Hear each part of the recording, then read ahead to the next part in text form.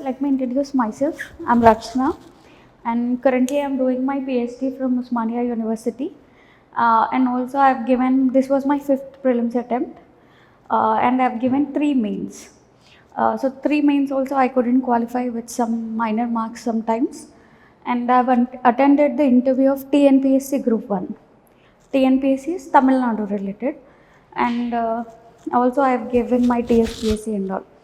Above all this, I had been into teaching for the past 5 years, and teaching has been my favorite thing other than the UPSC.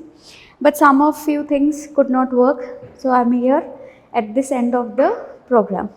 Clear? So this was about me. So as you have seen, today we'll try to have an interactive session on history.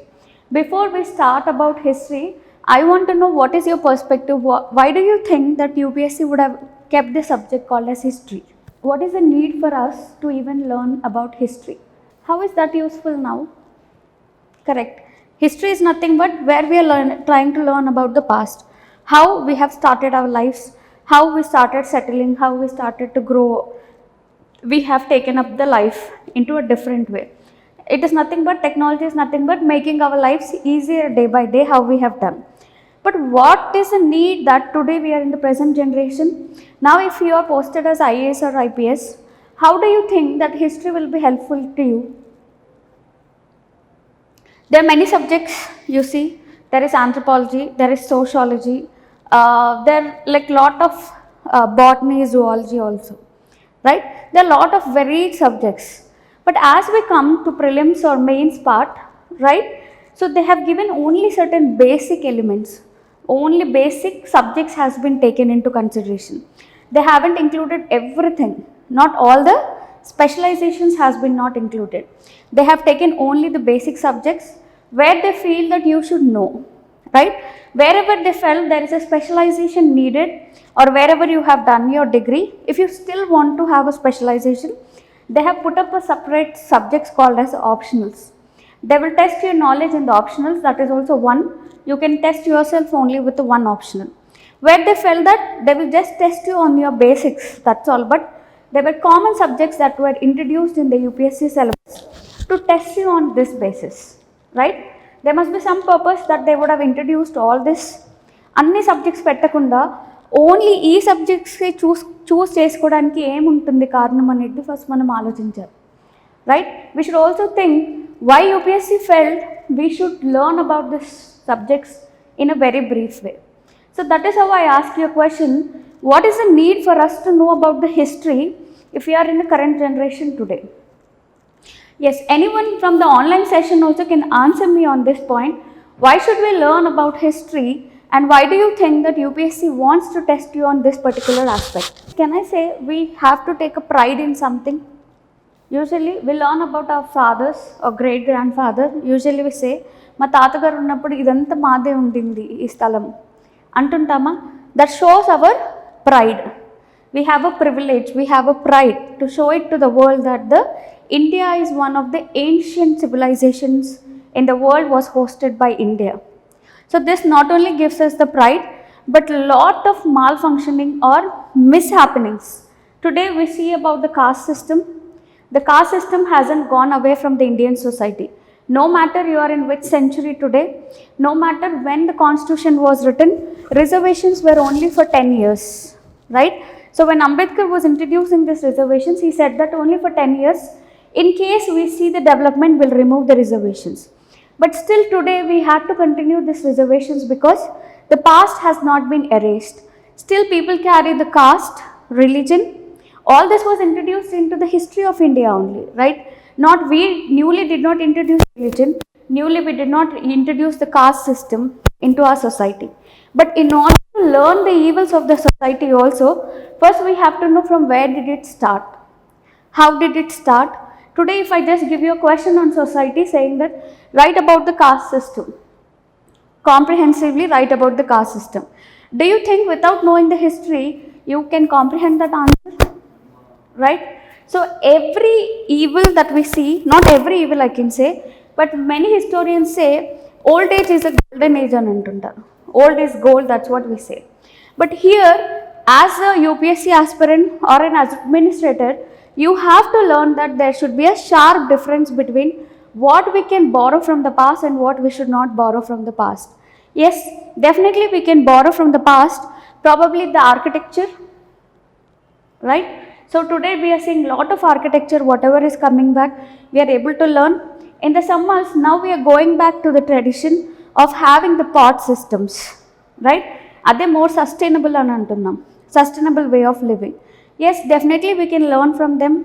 We can learn how they have tamed the wildlife. Today, in the environment subjects, we are talking about the conservation measures of the animals, right? So when we bought this Wildlife Protection Act, we said that the tribals has to leave. That's called a national park, and the tribals who are living in that can leave.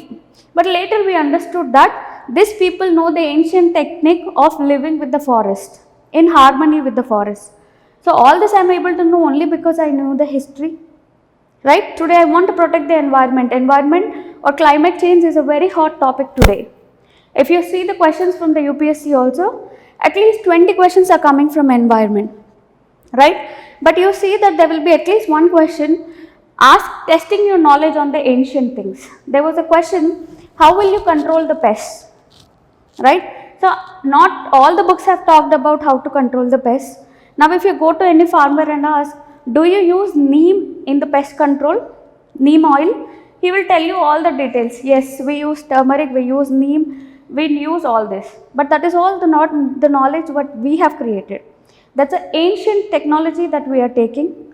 So even that is a history, right? So today we have to learn, UPSC felt the importance of history because unless and until you know the roots, you cannot grow on it. The roots are nothing but our history. You take any part of the history that will teach you a lesson, it will teach you the heritage, inheritance, how did we get this particular thing. Today we are talking about this silver filigree. Karimnagar silver filigree will be used as a written gifts in the Ambani's wedding, right? So, this Karimnagar silver filigree ela vachindi? How did they make? Why the resources were available over there? That's an ancient technique. And today UNESCO has recognized it as a intangible heritage thing, right? So, all this is showing that we cannot move away from our past. The past is always with us. Now, there is a difference that we need to learn about it in a scientific way. Very scientific way. Historyలో చాలా పెద్ద కుట్ర ఎక్కడ జరిగిందనంటే that we people, the Indians, used to write history on the palm, on the leaf extracts, on the bark of the trees, right?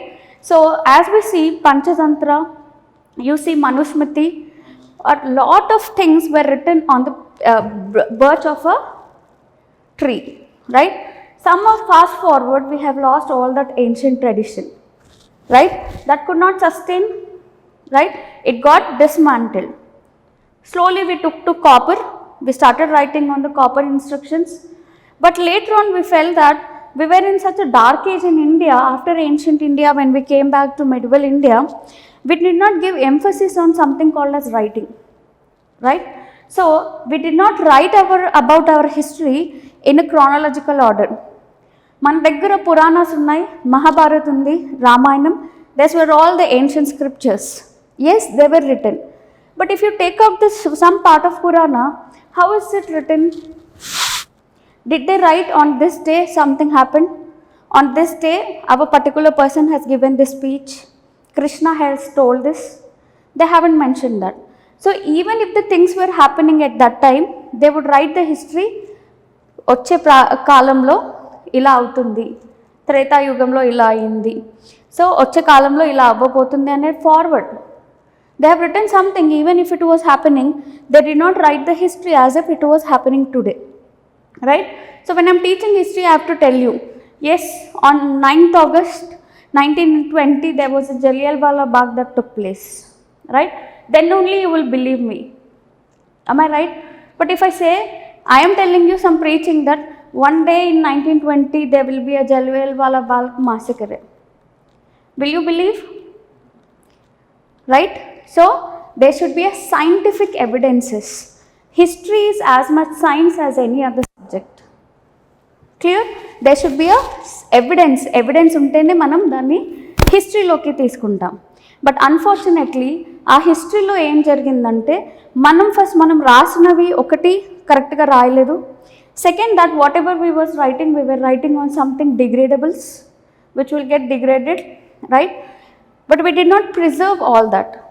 So unfortunately only in 1921 did we establish the Archaeological Survey of India. Only then we started writing our history.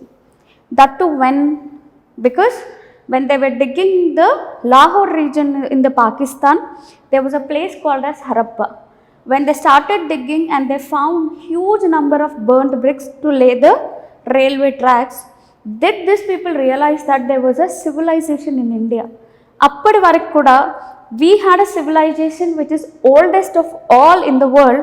We did not know, because it's a fault of us. We did not preserve, we did not tell the history as it had to be told. Then it was in the hands of the Britishers. నేను రాయడం మీ ఇంట్లో history కంటే మీరు రాయడం వేరుగా ఉంటుంది, అవునా? That pride, that heritage that you will write will be different from what I want to write. But Britishers were here only to exploit us, అవునా? So why would I write so much glorious about you? I don't want, no. Ultimately, I want to sit here and rule, tell you people that you are not fit for ruling yourselves. That's what the Britishers told, that you don't have education. You people are so much talking about the future world. Idi punyam vastundi, idi cheste paapam vastundi. Ante dantlo undipoyam manam, right? And magic, black magic and all was so much imbibed in the people of India that they did not see the modernization during that time. Clear? So ultimately, if I have to justify that I want to rule you, then I will definitely write your history as I wanted. Clear? So we see that Adam Smith was the one who established the Asiatic Society of India.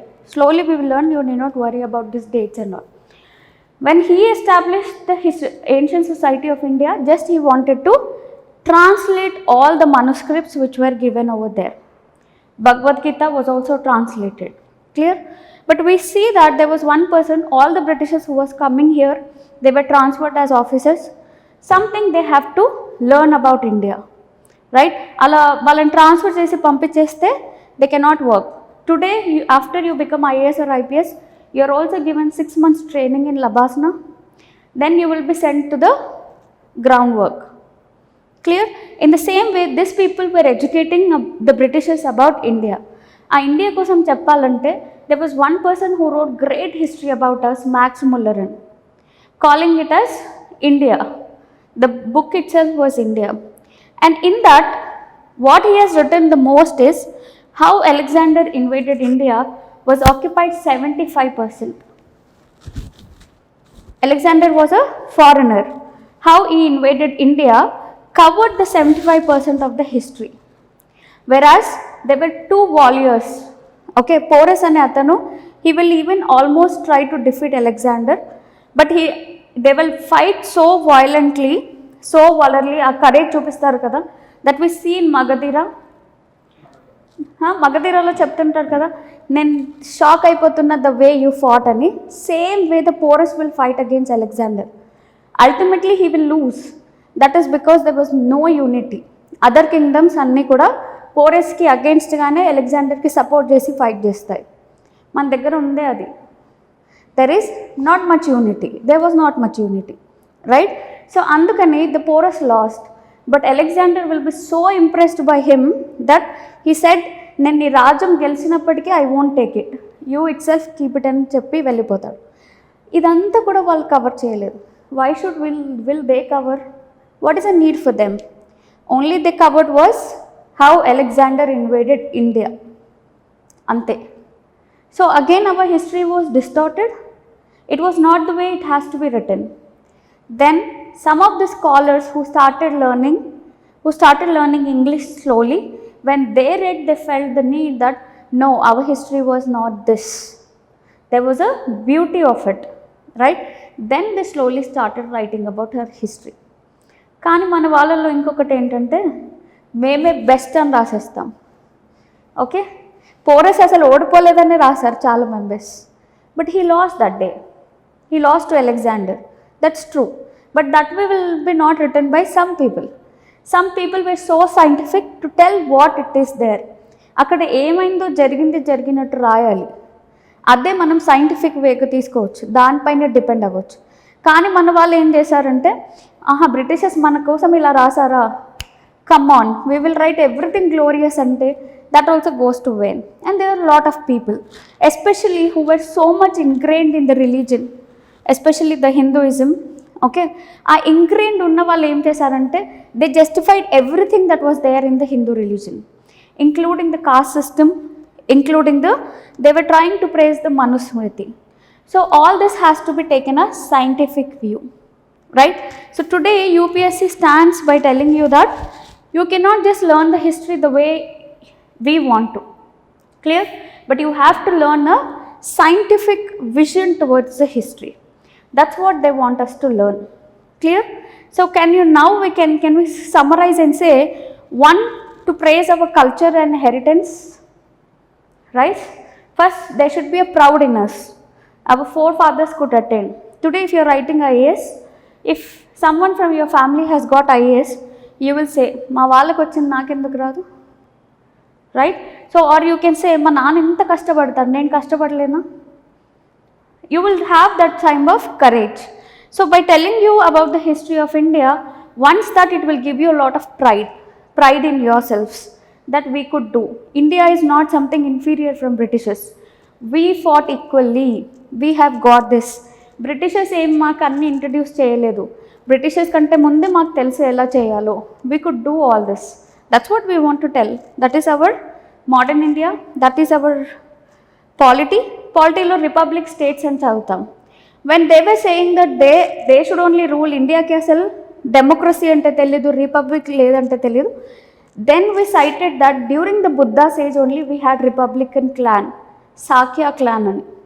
Okay, so this we could say because we have a history. Today will tell to the world, no, you did not introduce the democracy in to India, we had it earlier itself. అవునా? So all this pride comes only when you learn about your history, clear? And whatever they have left అన్నీ చూడడానికి ఉండదు. History is not something that you can visualize. Everything is not art and architecture, right? So that's why today UNESCO is recognizing the intangible cultural sites. Like Garba was recognized recently, right? There were a lot of Shantiniketan which was started by Rabindranath Tagore, right? All this it is trying to put the heritage tags. Heritage means inheritance that we have inherited from our forefathers. So this is all for the pride, in order to learn the scientific reasons and also to know the reasons behind today's some evils in the society, right? Caste ఎలా వచ్చింది, religion ఎలా వచ్చింది, ఎందుకు there are so many divisions in Hinduism, how did the Islam come into India, how did the Christianity come into India, how the Zoroastrian became the part of us, right? So how did all this come into India? Today if you go to some regions of India, Malabar or in Hyderabad, you cannot differentiate between what are the cultural elements of Hindus, what are just the cultural elements of Muslims. Can we differentiate? That irony is that they have taken the caste system into Christianity also, didn't we? That's a foreign religion, has got nothing to do with caste. వాళ్ళ దగ్గర ఏమైనా cost ఉందా? మరి ఎలా impaired చేసుకున్నాం మనం క్రిస్టియానిటీలో కూడా cost? Is the beauty of India. Okay, everything. Today Turks came to India, Arabs came to India, you see Scythians, we will see Hunas, they all came to India, settled here, and so much they mingled into India that we cannot differentiate between them. Right? Ratan Tata is a Zoroastrian. The religion we started in Iran, Smriti Irani that we are seeing. Can we differentiate and tell them you are not from India? The religion you are following must be foreign, but you are a very much Indian. Avuna? So Smriti Irani follows lot of Hindu culture things. Can we differentiate? No, you should only pray the fire, but she goes to temple. How is it happening? అందుకే A L Basham గారు చెప్తారు, the wonder that was India, it's a wonder, eighth wonder. అసలు మనకు తెలియదు అసలు ఎలా అయిందని. When we wrote constitution, all over the world told one thing, it will disintegrate. చిన్న చిన్న పార్ట్స్గా విరిగిపోతుంది ఇండియా ఒక రోజు అని. That's because Europe today European countries చూస్తే ఇంత చిన్న చిన్నగా ఉన్నాయి. If you can see the map right, అవన్నీ on what basis did they leave? On the language, just on the basis of language. అలా లాంగ్వేజ్లో చూసుకుంటే ఎన్ని ఉండాలి ఇండియాలో countries? Did we disintegrate? That's because India is such a good beauty, that wonder, that it has commingulated everything into it. అసలు purity అనేది కొన్నిసార్లు ఉన్నప్పటికీ you cannot differentiate. there are lot of words that we use in the Dravidian style. కొన్ని north ఇండియాకి south ఇండియాకి division అనే పెట్టుకున్నాం. do you think there is a lot of difference? Today in South India you see that lot of women who are getting married are wearing the gungat. అవునా? South ఇండియాలో కూడా వేసుకుంటున్నారు. whereas this tradition was only restricted to Rajputs. అవునా? South Indian women would never wear a veil. But how did we adapt? When did it come? We don't know. Today we are doing Sangeet, Mehendi. Do you think that was a tradition of the Telugu culture? How did it come? Now without that can we do a marriage? No. So that is only happening in India. Still we are one. అందుకే this having this unity, first మన కల్చర్ని, మన హెరిటేజ్ని, మన హిస్టరీని మనం we have to, that is our strength as well as weakness. Communal riots అవుతాయి because of that only. We are fighting with north Indian states, how can Hindi be a national language? Yes, but still we are one. అందుకే having known the importance of unity, our politicians has written first article ఏం పెట్టారంటే, first what is the first article? India, that is Bharat, shall be union of states. Union is the word very very important for us. You can only come into India. Probably I see future of Bhutan to be integrated into India. It can come, but you cannot secede from India and say I want a separate country. Khalistan is fighting, we are hearing that news, right? So but there is nothing in our constitution that they can frame a separate country. There was a time when Tamil Nadu thought that it wanted to be a separate country. It had access to navy, it has the economy, everything was with it, but still we are a union of India. Antena? So all this we are able to integrate only because we could know and understand about history.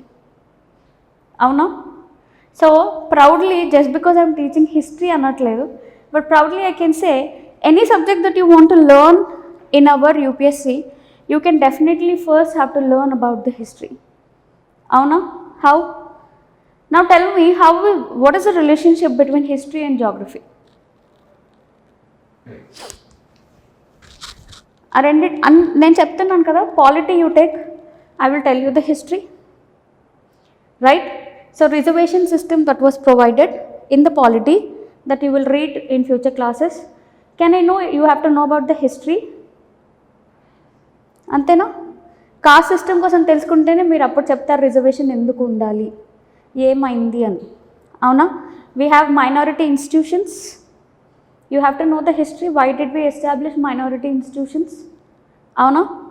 Then tell me about why only such reservation will be given to the only religions which were originated in India.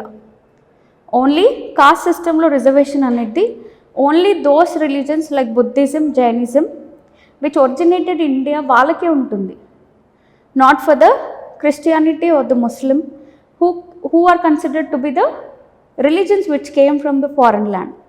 వాళ్ళకి reservation ఉండదు. ఇది చెప్పడానికి నాకు మళ్ళీ మీకు history కావాలా? Right? Take any part of polity and ask me why do you need history? Then you can ask me question, emergency provisions ki enduk ma'am history undi ani adagochu. But can I say yesterday was a history? Is yesterday history? నేను just రాయాలి అంతే, నిన్న కూడా హిస్టరీయే. History that we are learning, everything is history. But అయినప్పటికీ మన UPSC syllabus మాత్రం నిన్న అయిన వాటికి కరెంట్ అఫైర్స్ అంటుంది, right? But there is a difference. We will learn only till the modern India or till we got independence. దాని తర్వాత post India consolidation అని చదువుతాం. Clear? So that is the difference. Now coming back to our question, as I told, history is the base, foundation for all the subjects that you are going to learn from here afterwards. Example, let's start with geography. How is geography related to history? The king's names we have to remember. అదే కదా భయం.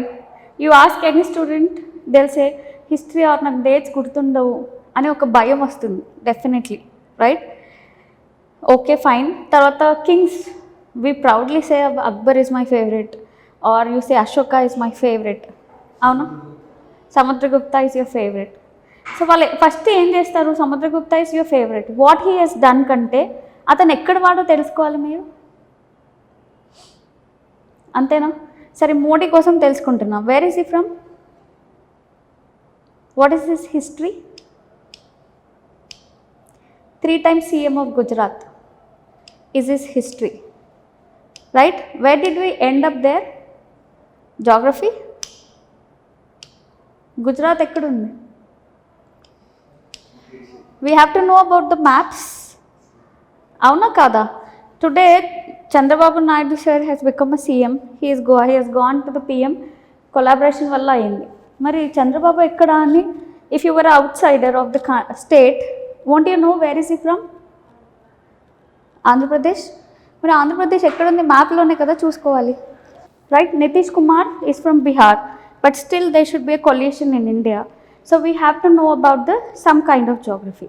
Leaving about today's politics, earlier also if we see, first if we have to start with the one of the ancient civilization called as Harappan civilization or Indus civilization. So once I use the term Indus Valley civilization, first I have to know what is this Indus I am referring to. Indus is nothing but a river in India. So once I say this is a river in India, I have to know from where it is going, right? So Indus Valley civilization ante, these are all the names that are given in the Indus Valley. Clear? So once you know, unless and until you know about the geography of a region, you will not understand what is history, right? If I say that there are 2 famous places in Indus Valley civilization called as Harappa and Mohenjo-daro. Simply, if you are learning history just because you have to mug up some names, do you think you will remember it? Definitely not.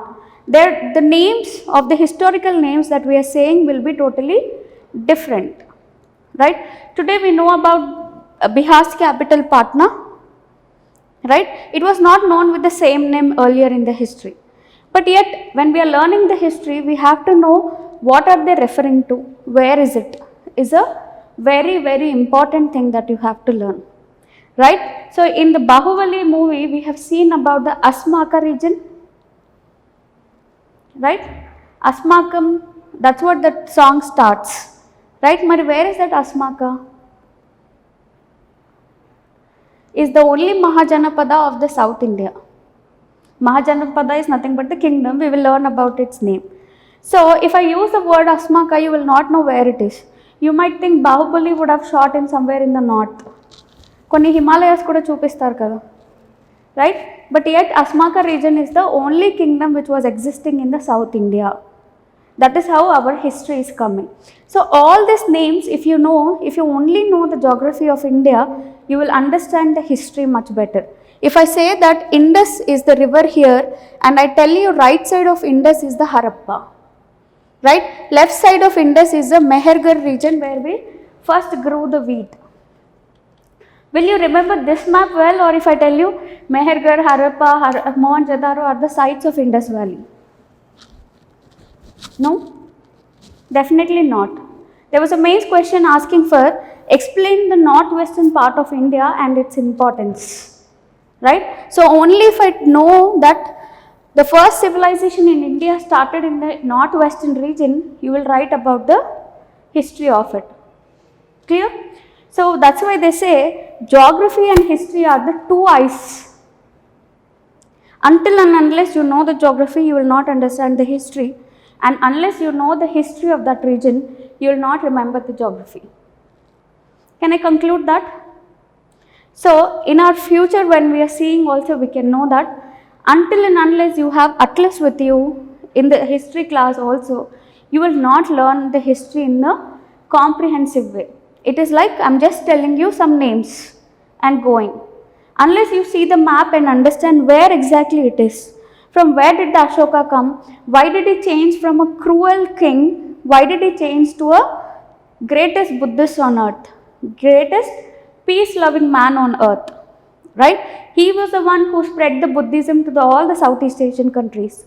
Today we are seeing Japan follows Buddhism, China follows Buddhism, Sri Lanka follows Buddhism, right? International relations lo chadutam. First international relations lo, whatever the answer you are writing, if they say elaborate the relations between India and China, the first thing you will talk is talking about the Buddhism. Soft power and antunnaru. That is all because you have to know how Buddhism started. It was Ashoka who has sent all these missionaries to these countries which are still following the Buddhism. He has sent his own daughter to Sri Lanka to propagate the Buddhism. Clear?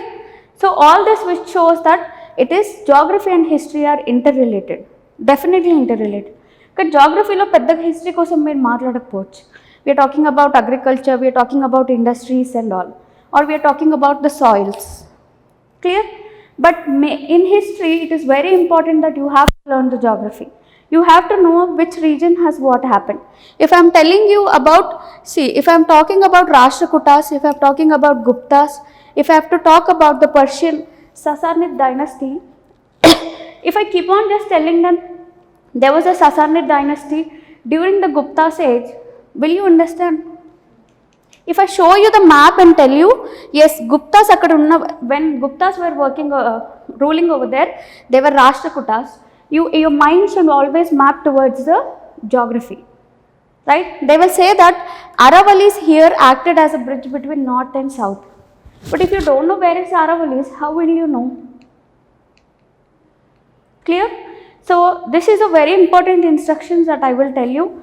Though this class is restricted to only the explanation of NCERTs, I will show you why NCERTs are so important for the UPSC exams. We will see some prelims questions, how the questions directly are coming from the NCERTs. But yet, for this NCERTs also, if you are not using your map or atlas, your reading and understanding of history is incomplete. It can never be completed. UPSC is not testing you just on the names.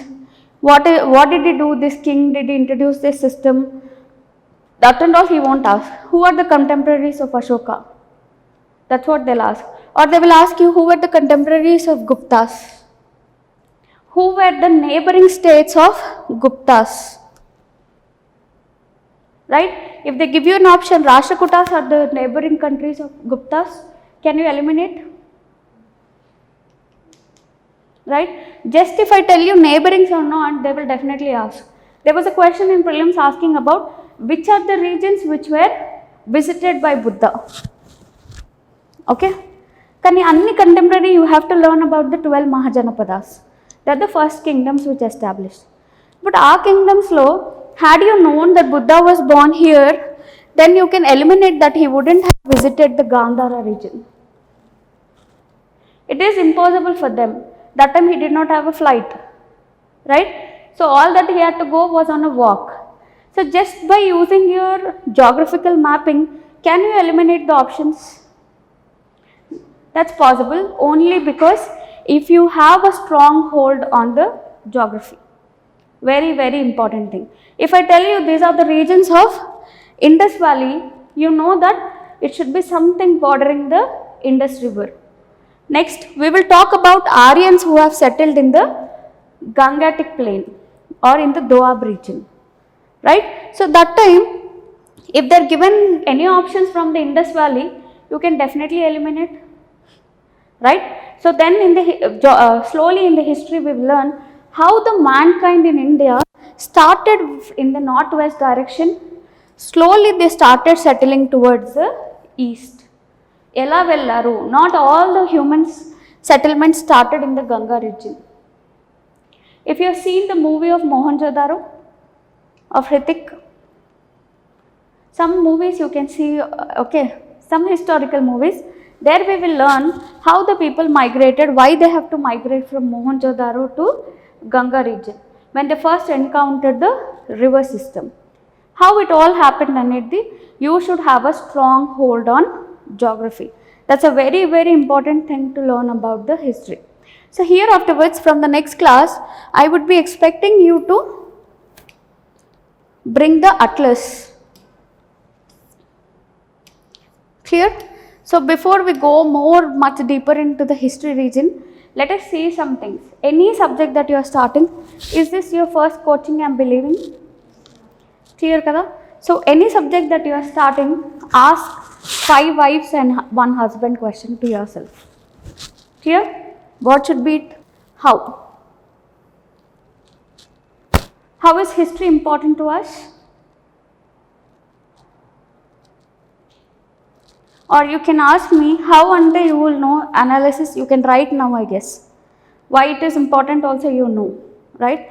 But how are we going to finish the syllabus is an important thing for me. Clear? Antena? Just because I love history, I cannot take your Romila Thapar's book and teach you all that is given in that historical book. That you have to draw a line to what extent we can go. Because we are not doing any PhD. As a word in the syllabus itself mentions, general studies. They want you to have a general knowledge about all these subjects. Clear? So how we are going to finish this history is that, as you know, this class is only restricted to the NCERTs. We have to cover all the NCERTs. I will tell you that you must feel yourself as a very blessed people. That one institution is coming forward to teach you the basics. Right? Are you both from any CBSE background? State. కానీ మనం అనుకుంటే if you see UPSC, it only relies on NCERTs, right? Not like state syllabus లో ఉండదు, it is of substandard అని చెప్పట్లేదు. Same thing will be taught in our SCRTs also. But the thing is we forgot, because we are all graduates, right? So we have chosen some subjects to be graduated over there. We left or forgot about it. Probably after your 10th you wouldn't have read about it. Avuna? So this is just a brush up thing. They are going to brush up from the 6th to 12th. NCERTs only we are relying. So probably a lot of things that we are seeing, you would have learned somewhere. Just because you missed out the revision on it, we will try to revise. Kani, if you are going to any other institute, what they will directly do is, me teaching history in other institutions, we have to directly start from the Indus Valley civilization or probably some Stone Age. That's all. We will never go into NCERTs. We will never learn about NCERTs. But trust me, in my masters, when I felt I took a decision to give the civil services, all that people will tell is read the NCERTs from 6th to 12th. Anni NCERTs kuda 6th to 12th chadvali ani anukunna. But we do not have time. We go and join the coaching classes. Coaching classes lo ela untundante, we have to start the subject. There is no spoon feeding. We do not give any importance to whether you have brushed up your basics or not. We are ready to jump to the subject because we have a timeline to finish. Clear? Ee timeline lopala nenu ee subjects finish chesi vellipovali. If you know the basics or not is none of my business. But you have to feel privileged that directly, instead of going and bombarding you with information with the advanced level, this institution has given you a chance to brush up your basics from 6 to 12, then come to the higher level of studying. This, you should take it as a very good opportunity, but otherwise in no institutions they give you this chance. And in the first, you will be so thrilled, Indus Valley kosam I am able to learn so much, and you will be excited, and you will also forget about the basics. Definitely, you will never go.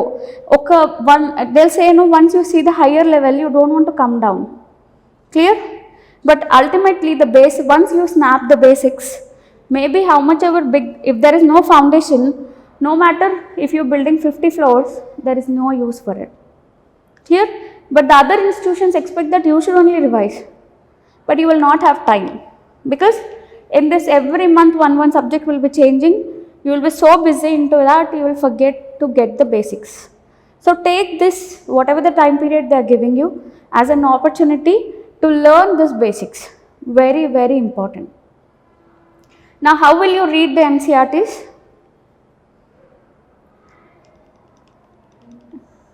How do you want to approach? As I told, 6th to 12th NCERTs are important. But I'll show you how many books are there from 6th to 12th. Right? So, here when we are trying to brush up the NCERTs, usually we'll see that 6th class has ancient India, 7th class has medieval India, then 8th class will have your modern India. Then we will go into 9th class, which is world history. But again in the 11th class, you will have ancient history. Clear? We will see the books. So, it becomes difficult for teacher to say that, okay, today is 6th class book, I will teach you only 6th class book and go. Do you think you will interest me? What are you saying, ma'am? What, where, how, and the first chapter in 6th class NCERT book will be given what, where and how. Okay, then you will tell me, are you thinking I am a kid? I am a graduate sitting here, right? So, what I feel you are expecting from me as an NCERT teacher is that I will combine the 6th with the 11th class book, right? I will combine and then move forward, because ultimately I have to give you a glance. I won't be reading each paper. I won't explain each paper of NCERT to you. I am expecting this because you are graduates. You will itself give a reading of the 6th class. But only important points, the basics, very important points, I will pick up, use them in your 11th class book to teach you the basics of NCERT.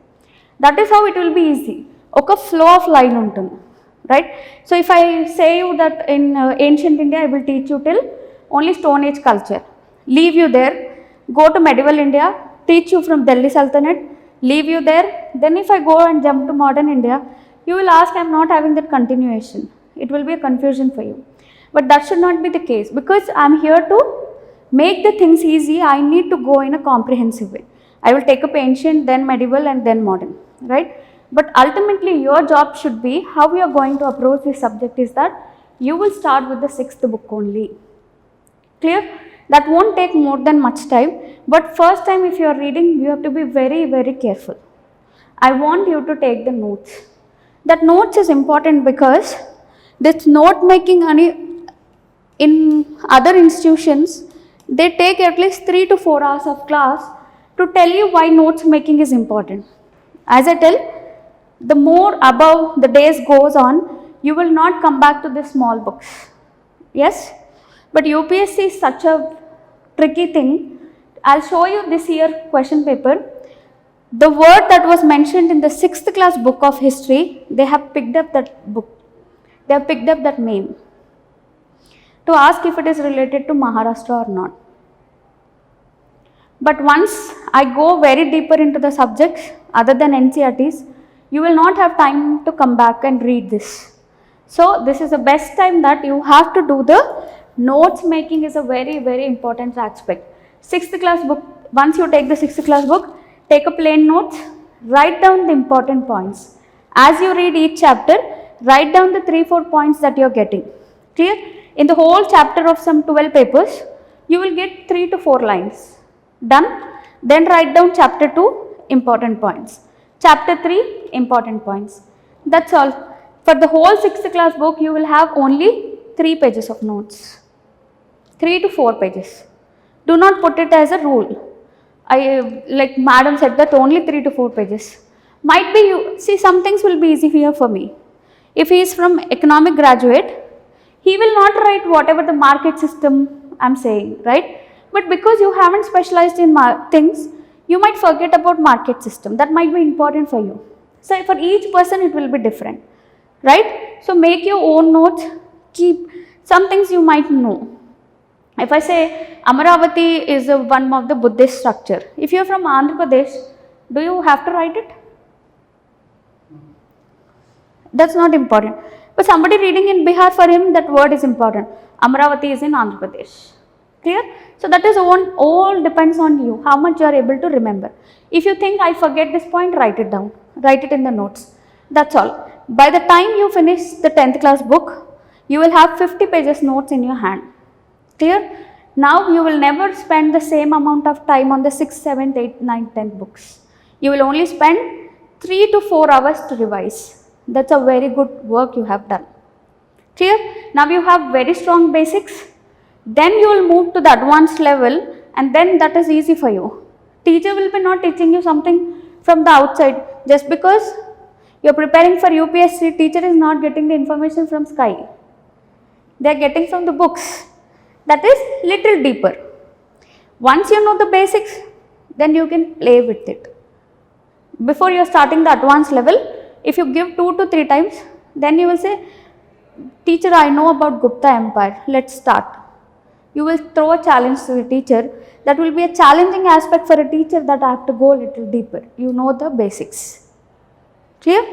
So this is the task for you. If you have to utilize this time, again and again you won't get this time. You will be into the race. You will be thrown into the race where you have to run faster than others. So that's why this is a buffer time. NCERT books that they are teaching you is a buffer time. Revise your basics as much as you want. But okay ma'am, just because you said to read, I finished 2 NCERTs in a day. People will say that. I just need 1 day to finish 6th class NCERT. I wonder, that is not the case. Spend 2 days today, so that on the same book you will spend only 1 hour in future. Understood? It should not be like blank reading.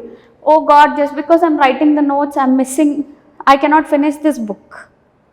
But in the future you have to spend more time. Think that you are investing for the future today. Take some time, understand the things and make the notes, that for your all the preparation of your UPSC. In case in your first year if you are missing, the whole cycle of UPSC is for 1.5 hour, 1.5 year. Clear? Now if you have to get back, it's not like just because you cleared prelims, you can write mains tomorrow. UPSC is saying ground zero. Even if you have got you are an IRFS officer, start with prelims only. Right? Everybody is equal. You are again coming back to the level 0. From there only you have to start. And there are a lot of people who get selected this year, they will fail to clear the prelims next year. That is a beauty of unpredictable service commission. It's totally unpredictable. Clear? So that is the reason, spend the days today.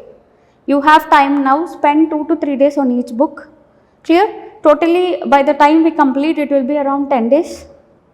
So each book also, if you are given sufficient time, in future you will save lot of time. You will just take that book, revise for 3 to 4 hours, keep it aside. That's all. That should be the thing of notes making. But in the market, what they are doing is, just because I have to get YouTube likes, I should get something because I am doing a marketing thing, they will use different strategies. If you go to the market, they will give you the ready-made notes of NCERTs also. If you buy them, it is nothing but keeping your books. You will have a line of books that will be same. Only when you write you will understand. And this will be important because UPSC is not just about remembrance. You have to produce in the mains. You have to write. Is it not? There was a time when I was giving this 9 papers you are giving. You know the subject, you have the content. But my hands started swelling because I could not write those 3 hours. Morning 3 hours and evening 3 hours also you have to write. I know everything, I am crying over there, but my finger is not working. And probably that year I missed the mains with 4 marks. Had I practiced, do you think that I would have been here? Now the choice is yours. You have to write your own notes. First you are doing exercise, you are practicing your fingers. This is not university exam, where if you just fill up the answer sheets you are getting marks. Your answers should be so abrupt with your mind, there will be a words, keywords undai. Not everything you cannot write. There will be a time management, there will be a words management, there will be a space management. All this is a learning, you have to write your own. Do not get any ready-made things. Do not buy to any videos that are coming in the YouTube, at least now. Because I have done, at the end of the history classes, I will share you the videos I have done on NCERT. To one particular institute I have done. But for every video that I am doing, they will give me a restriction, saying that it should be short. Students will watch only when it is short. Avuna? So what should I do? I know that that point is very important, but because I have to finish it in the time, I have to skip it. So people who are working at the back end, there will be a lot of restrictions on them. But you, if you buy them, then you are brought into a scam. That's a scam. Do not see all this. Rely on your own strength and weakness. You will know I have good strength in geography. Today, if you ask me any part of the geography, I will tell you who are the neighbors. Have you seen the prelims paper? They will definitely ask you which are the countries neighboring this particular country. Do you think that YouTube wala if is teaching you anything you will learn? Or if you keep on seeing the map, you are going to learn. Shortcuts are not a thing of UPSC. That's why they popularly called it as unpredictable. You know, they were giving a lot of institutions like Vision Insights will give you PT 365. Prelims 365 days, all the current affairs will be given to you. Whoever read that current affairs, they failed that prelims. No shortcuts. It is like that. Only if you have strong basics is the one. UPSC is different from the other exams. I feel sometimes it will check in the market what's going on. To the different only it will give. All the institutions will be surprised every time with the paper. That's happening because only it plays on the basics. If you have strong basics, ultimately it will give you 4 options, eliminate 2, 3, you are into the list, right? So that shortcuts and all will not teach you, they will only make you mug up. That doesn't work in UPSC. Clear?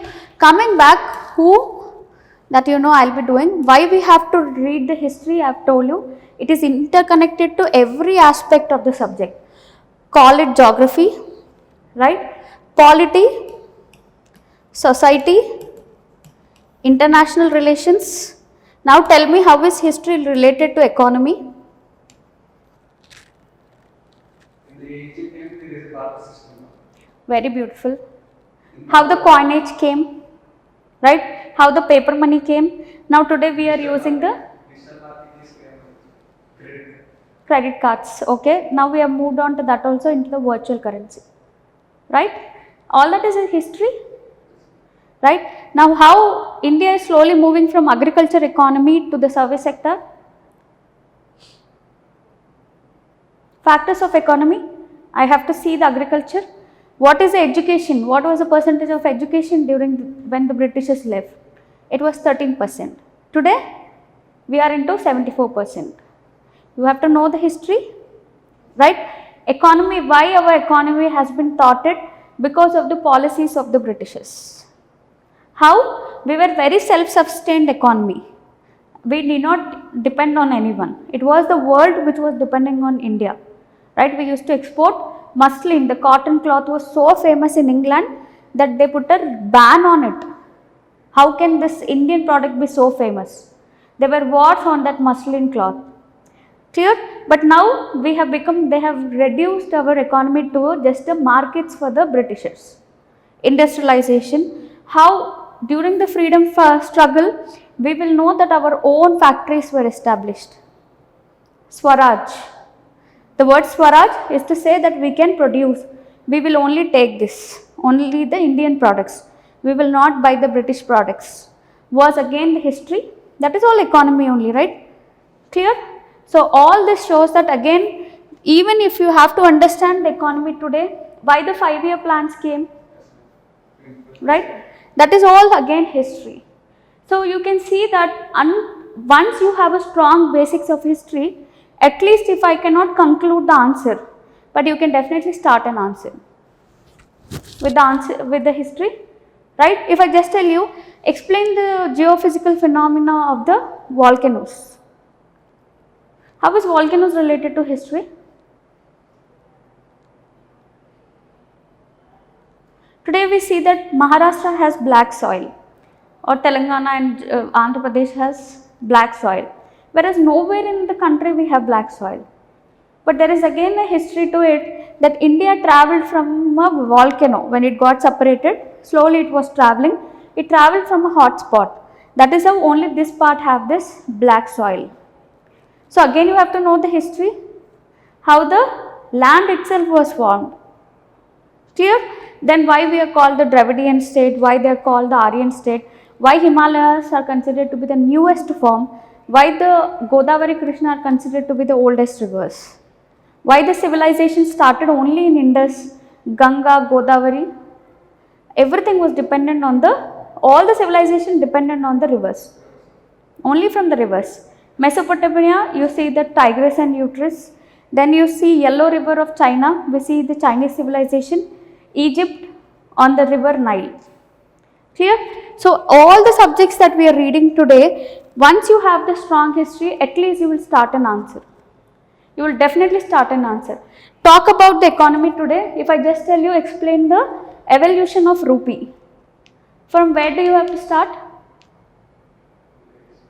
Start from the barter system. Right? Barter system, how did it come? When did we move to coinage? All that will be taught in the history. Right? Who was the first one to use the gold coins? Who were which is the kingdom which has published the highest number of gold coins? Why Gupta's age is called gold age? All this is again history. Now if I tell you the Britishers introduced the better economics, you will thwart it and say no. Gupta's age was called as the golden age because they have published the golden coins during that time. So at least you will start the answer. I don't know about the conclusion. Conclusion depends on your current affairs. You have to be updated every day. But still at least you will start any answer of this subjects provided you have a strong basics on the history. Clear? Then what you are going to learn? What are you going to learn? Everything that you teach, ma'am. Huh? Everything that I am going to teach, I will just show you a path. It's not like the teachers here won't be a spoon feeders. I will not give you important question, mug up these 5 questions, you will get 100 marks in tomorrow's paper. If I do that, tomorrow you will come and hit me. Because whatever I am teaching, not even one question will appear in your paper. Understand that, that is UPSC. This is all basics to build your knowledge. But definitely not even the question that you are going to attempt will come from here. That depends on your analytics. Any topper you pick up, they will tell you that 50 or 80% of the paper of prelims they would have guessed it. That guesswork, how you can do that guesswork definitely is my job. I will teach you in such a way that you can eliminate the options. I will teach you in such a way that you can start an answer. But I will not teach you in a way that how you should write. In universities, I will tell you this is the structure of the answer. This is the structure of how you have to mug up the fill in the blanks. But that is not UPSC. Clear? I will not teach you directly anything. All that any teacher who is coming here will not guarantee that నేను చెప్పినవి వస్తాయి రాసుకోండి అని అన్నారా. Nobody will say that will not happen in UPSC. All that we will say is show you the direction how you have to go. That is just a path. You have to move in that direction. I will teach you about Gupta. Okay, I will teach you about the Guptas. But if they are asking you why it is called golden age, do you think that I will give you 10 points? But you will write those 10 points because on the story that I am telling. Clear? Only story, I am going to show you the path. You have to pick up the 5 points and write. ఆ స్టోరీలో నేను అన్నీ చెప్తాను. I'm going to tell you all the story about the political, about the social, about the economic and the how the Kings change in that. From that story you have to buy back the points that needs to be written in the paper. Right? Having clarity of thought is important. Fine. Then when I think the time limit has been given here, there will be some 30 hours of class for each NCERT and if required we will also try to extend it. Clear? Where? So if this was a specialization, if the advanced courses, there was a need for me to tell you from where to read each subject. But because our classes is only for this NCERT's purpose, so you know that we are going to take all the NCERTs from 6th to 12th. Clear? So these are the things that we are going to cover in our syllabus. In case you have any other doubts, you can tell me. Srivalli Rani is asking me a question saying that if we should make a notes in our first reading itself because everything seems important. Usually I suggest students that yes, start taking from the first time when you are reading itself because that will be a mug-up process. Usually in the UPSC we teach in a such a way, first book will be your rough book, right? The first book that you are going to read will be a rough book. It won't be used as a final copy. So as we go, days pass, in the second revision, you will be asked to make a second note. Clear? You will cut short. You know that after you have learned the advanced level, you will cut short many points because you know the logics for them. Clear? So in the third reading only you will get the crisp book. Here we make 3 books for anything. If you have to put a one book for 6 to 12th, right? If you are filling up 200 pages, do not worry about it. In the first itself, if you are thinking, no, I have to make a short notes, then you will miss out the important things. Clear? Write it in your 200 pages. There is no harm in writing. But in your second revision, again take a new book, write down as much as you want. If I have to show you my book, before going to mains, what I revise, for each subject I have 100 pages book. A small 100 pages singular book, I will show you. I write only key points that I think I will forget. But that is not possible in the first reading. Only it depends on your refinement. So ultimately if you have to get a grasp over NCERTs, at least it should be a revised 3 times. And with each revision try to take the notes. You yourself will feel how much improvement you have got. Then 200 pages write down, reduce it to 100 pages, at last you will end up with 50 to 30 pages. But that should be a process. First time itself do not go for that. Right? Write whatever you feel important. As I told, importance for each one person will be different. Clear? Next one, actually this is the first part of history. I think Syed Adiba is asking me a question if it is history too. Well, this is the first introduction class of history. It might be some typing mistake. Srivalli Rani, which version of history is important, she is asking. Whether we should consider European version or Indian version. What is your answer? Indian?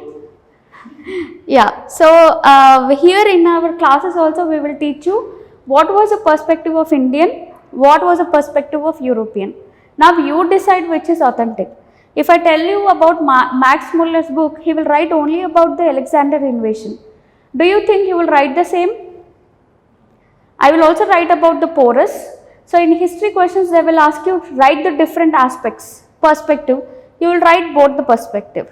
So it's not like we have to buy, just because Europeans wrote it that way you will go and buy the European book. Ultimately we have to read only our Indian books. Whatever is given in the Indian books only we will try to produce. But if there is so much interest for you to go deeper into it, then there are other books like written by Romila Thapar and many Europeans. Adam Smith has written a book. Even A.L. Basham has written a book, India That Was Wonder. So you can read ample number of books, but ultimately if you want to stick only to the UPSC syllabus, then you can stick with the Indian books. I hope I have answered all the questions in the online session. Next we will move on to the next one. Yeah. So this is again the map that I am showing just to tell you how is geography important to the history. Just because I am teaching you one part, here we see that it is Shatavahanas, right. So here we have to know to which extent did the Shatavahanas go on, right. If you see here, Cholas were dominating the southern part of Tamil Nadu, clear. But then we can see that Cholas also dominated or occupied some parts of Sri Lanka. Of course, you all know the map of Sri Lanka, but I have to tell you that only some parts of Sri Lanka did they occupy. Again, how they went on to occupy the Indo-Malay, that is Malaysian part also was also occupied by these Cholas. But instead, if you do not know where are Cholas, if I tell you that Cholas were present here somewhere, do you think they would have occupied all these regions? No, right? So geographical distance would be very far. But because Cholas are nearby, here itself we can see, so you can know how they have did the influence on the Sri Lankan country. How these people could influence the Malaysians. Today if you go to Malaysia, at least 30 to 40% of Tamilians only you will find them. It is dominated by the Tamilians. That they could do because of the ship route that is available to them. Where Cholas present here, do you think that they would have dominated because of the ships? No, right? So again it is the geography which will provide you why history has been curated. Why not the Mauryans could occupy the Sri Lanka.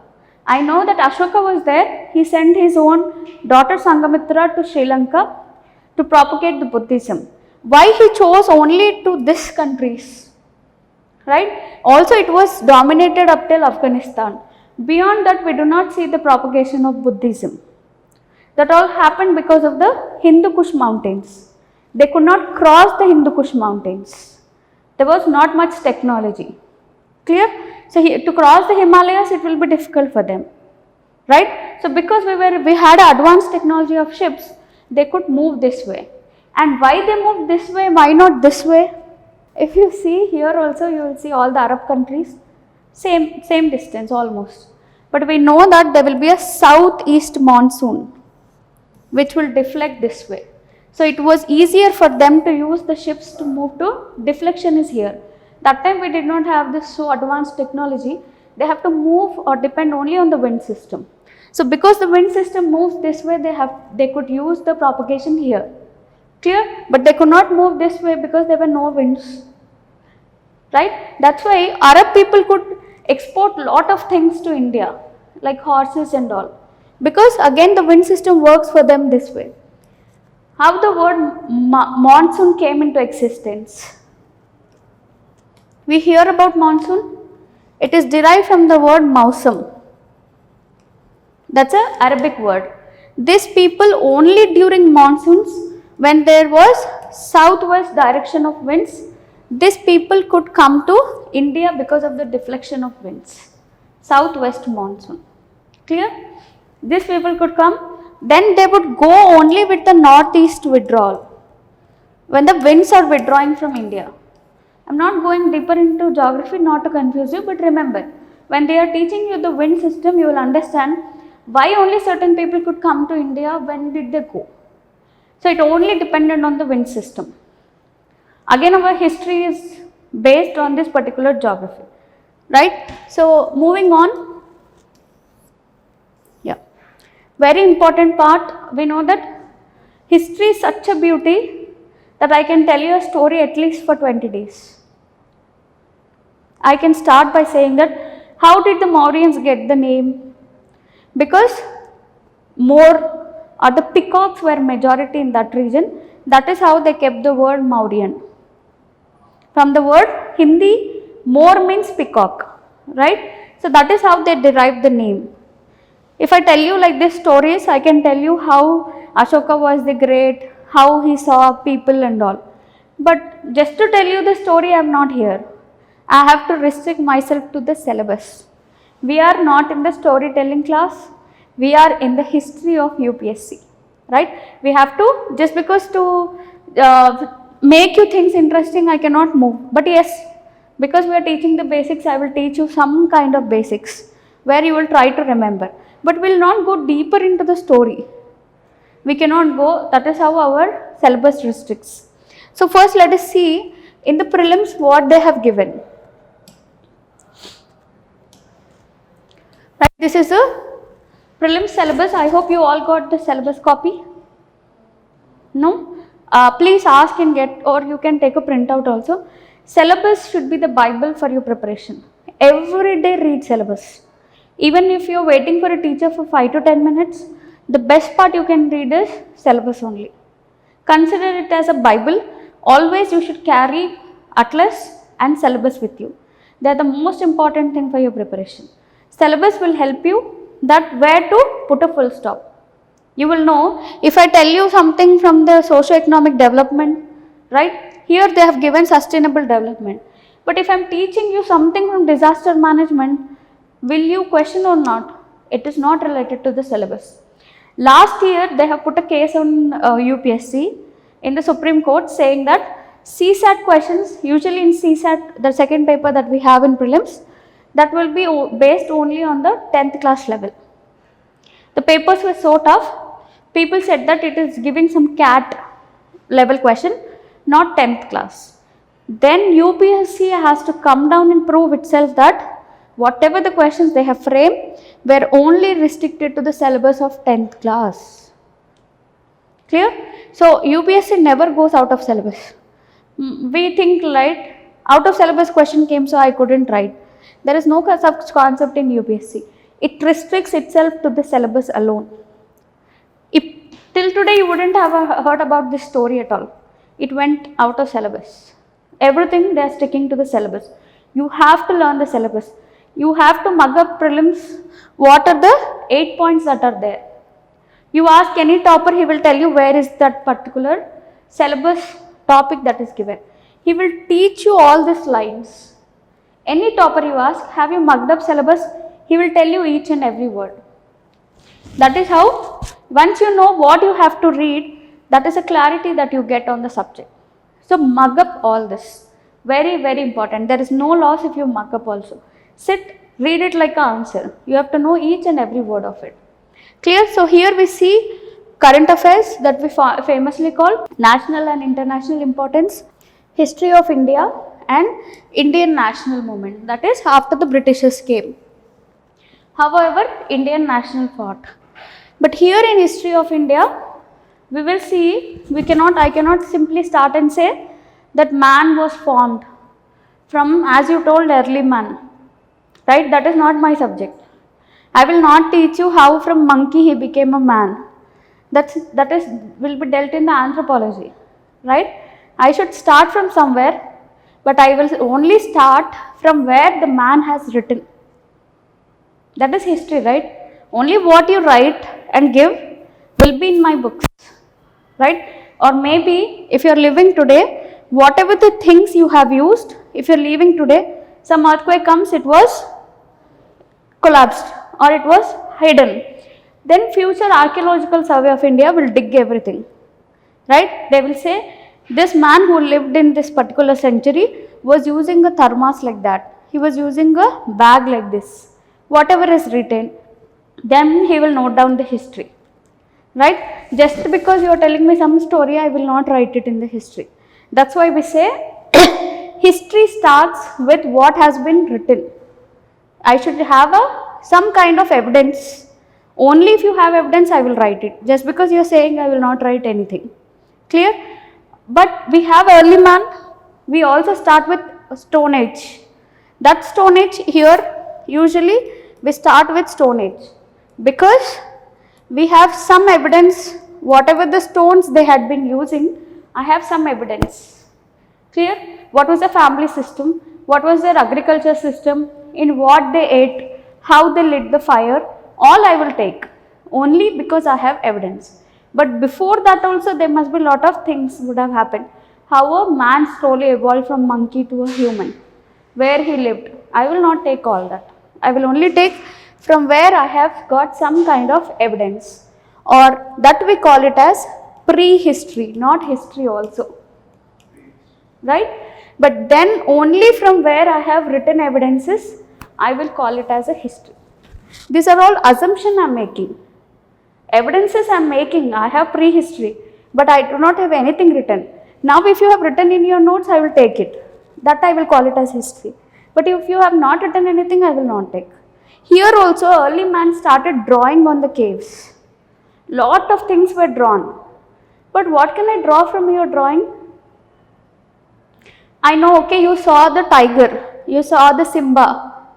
I will write that. That man was acquainted with tiger, he was acquainted with dog. That's what he has drew. But I don't know what was their language.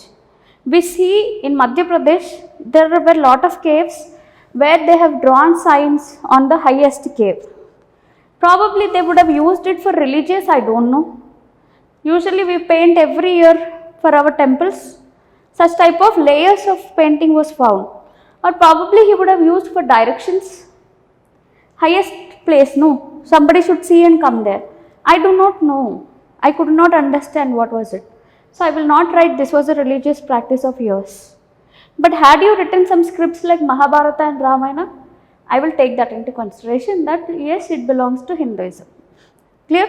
So anything that we do not, we just have evidence, we call it as prehistory, but anything that is written, I will take it into a history. Clear? So here it says history of India. Clear?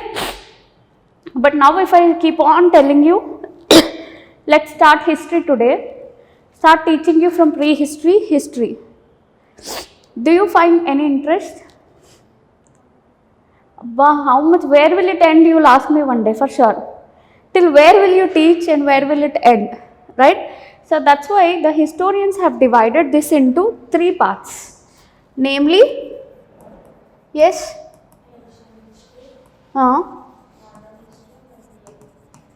Yes. Modern history. Clear? So can I say, today what is the date? 22nd June 2024 onwards, let me start modern history. Okay, let us understand in the real terms. On some date, I think June 5th or 4th, Revant Reddy has taken a promise of Congress party. Can I start modern history from there? We can start. Did every history start from there? Just when KCR was there, you were eating idli dosa. Just because Revant Reddy came, did you leave idli dosa? When KCR was there, you were celebrating Dashera. Okay? When Revant Reddy came, did you start celebrating, left that Dashera? This is only the political history changes very fast. Political history, one person will take the power, rule, leave. But social, cultural and economic history does not change with the power. There is a clear difference, right? So culture or history, social, the society did not change. Just because some king came and went, did we change our religion? Did we change our caste? Nothing changed. The social history does not change. Did we change the economy? Just because when KCR was there, we were industrialized state. Today we are agriculture state. Nothing. So the economy doesn't change. All that changed was only political. Right? But yes, what changed is the policies that were taken in the political.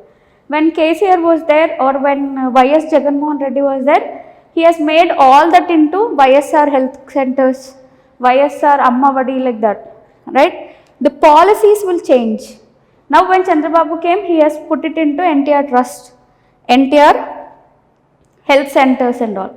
Names will change, the policies will change. History is all about, remember, the political changes and their policies will change with time, but social, economic and cultural things will last for really long century.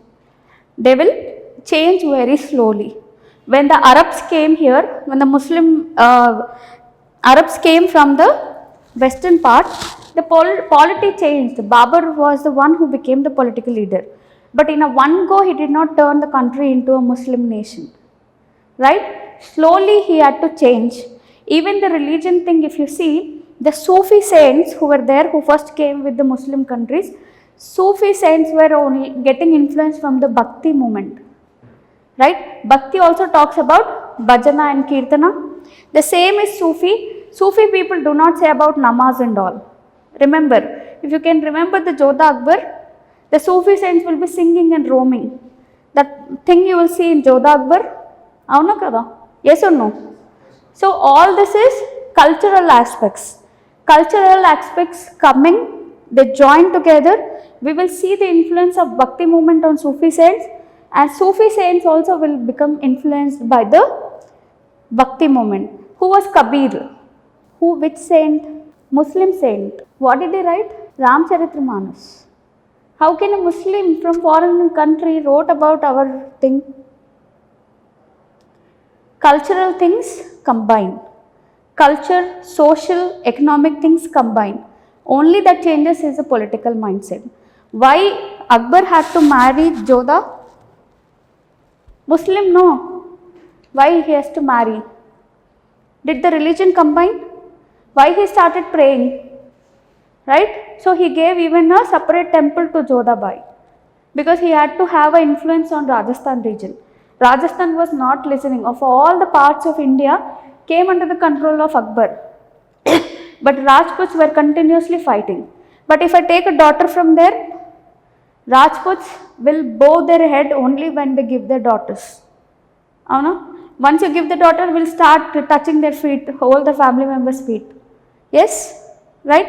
So only with the marriage alliance he could get over the Rajasthan. From then on, there were not much wars on Akbar from the Rajasthan. Clear?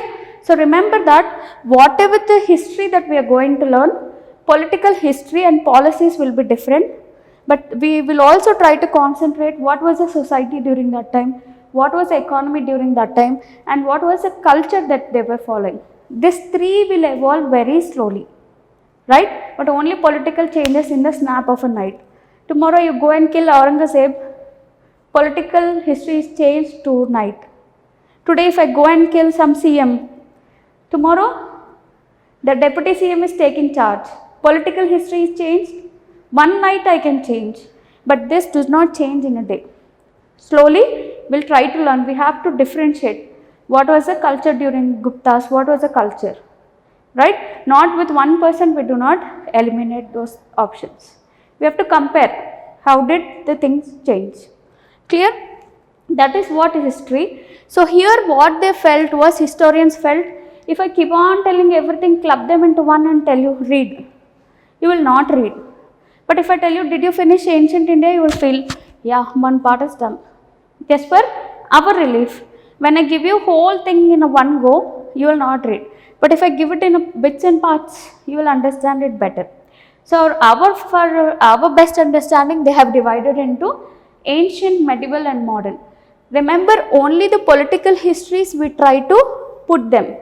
Up till Harsha's time, Harshavardhan, we divide the ancient India. Then we'll move on to the medieval India, then to the modern world. It is only on the political basis. Clear? Not on the socio-economic, but lot of times they try to combine. The socio-economic culture of modern India won't be same as ancient. Right? The socio-economic culture of medieval won't be same like ancient, but transition, you see how they are combining becomes a major point. Clear? So we have three divisions in the history of India. Then after the Britishers came, we start a new kind of thing called as Indian national movement. Clear? So this is what is given in our syllabus. Remember this word. Tomorrow when I come, first thing first I'll ask you, tell me the syllabus of history. I'm not concerned about your rest of the things. Right? Now I have told you how is it related to geography, how is it related to polity, social and economic, right? I told you about the general issues on environment and ecology. How is history connected? Now tell me, how is it connected to general science?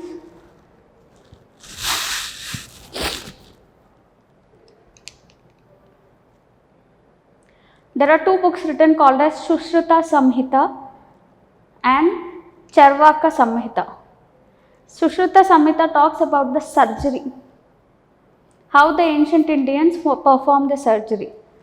In Arundhati, you see, Arundhati movie you are familiar, where they will take her skeleton, prepare a weapon, right? How, where, which part of brain they have to break the head. They will say, right, that skeleton or the what we call spinal cord should not be broken. If they have to not break the spinal cord, those rishis and munis know where to hit her and collapse her. That is all again science. Who taught us the surgery system? The Westerners, no? So we said no. Sushruta Samhita in 1218 itself he wrote about the science on surgery. So we have a history. Aryabhatta, when did he live?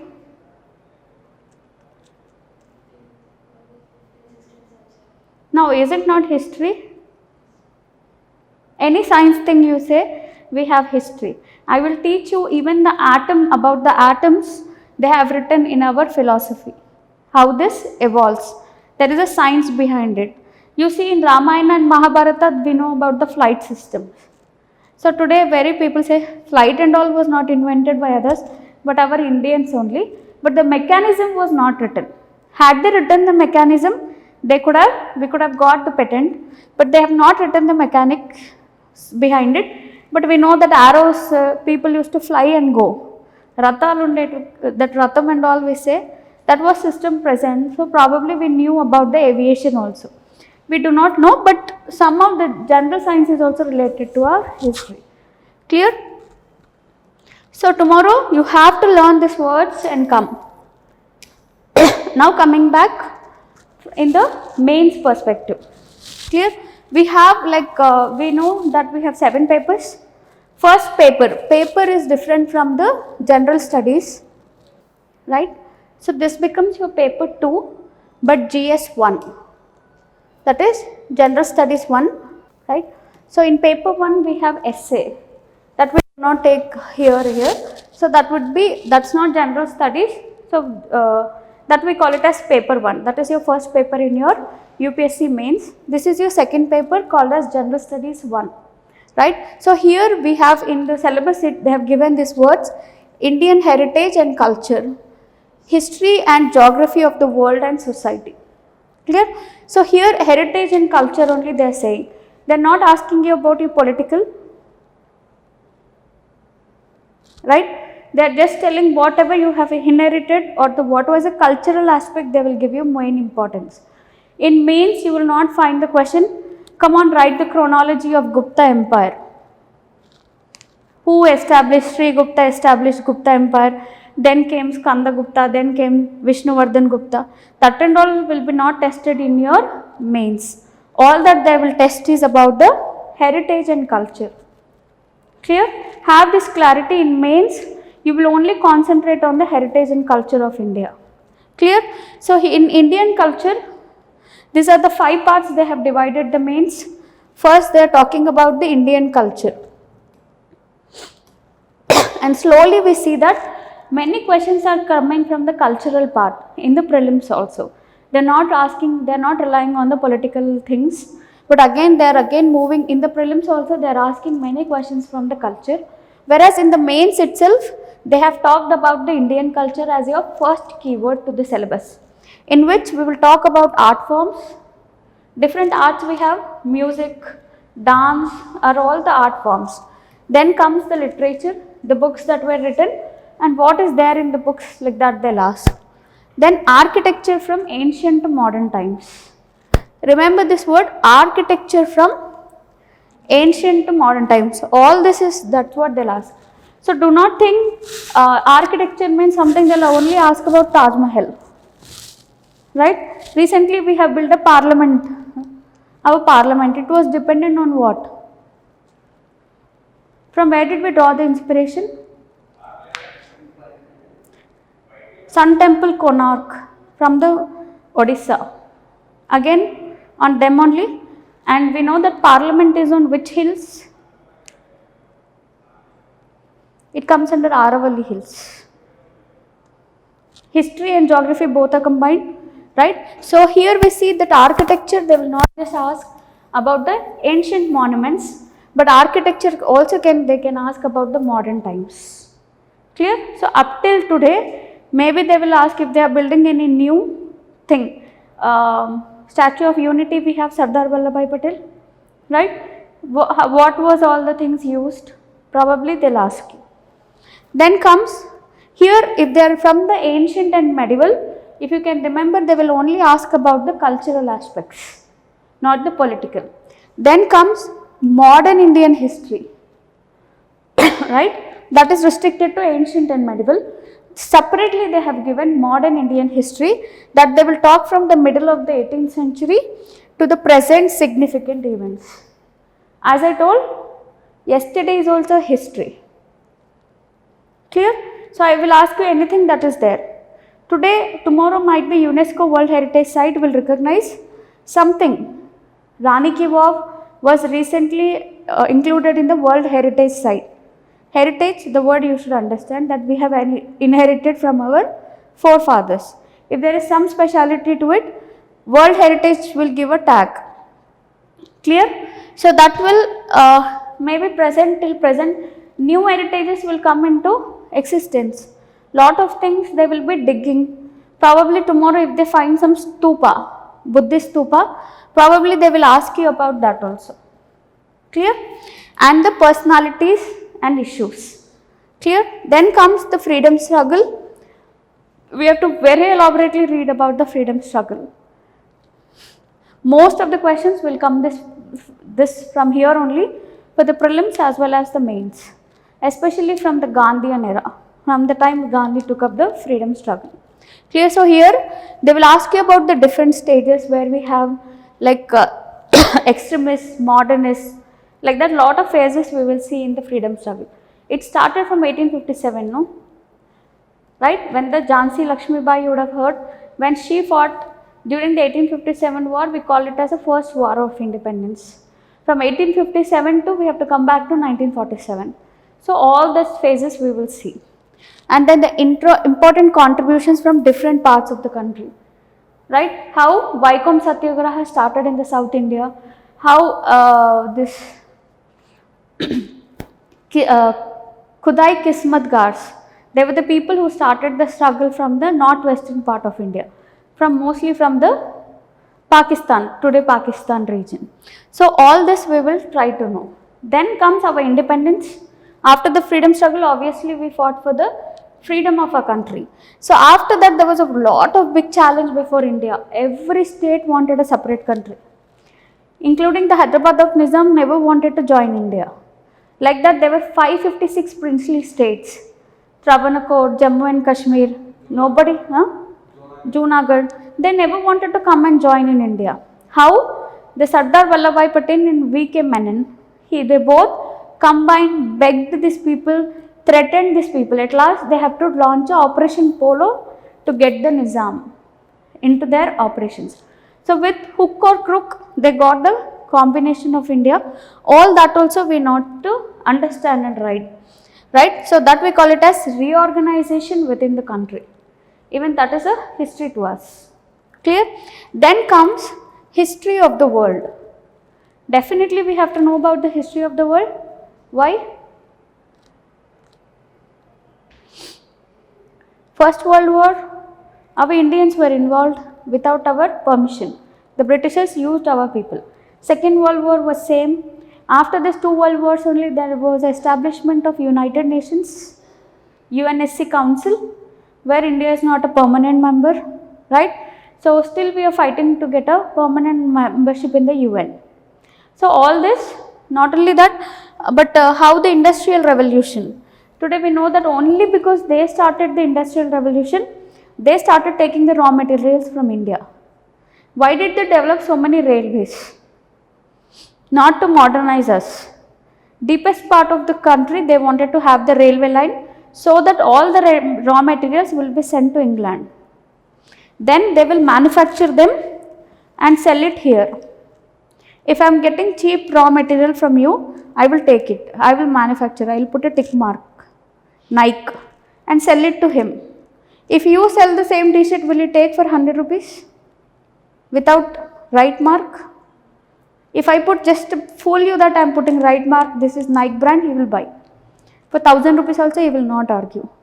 But in the Koti market, if you go, you will bargain for 10 rupees also. That was a mindset of us. Today, the Nike, whatever the brands you take, they take the cloth from the Tirupur region of Tamil Nadu.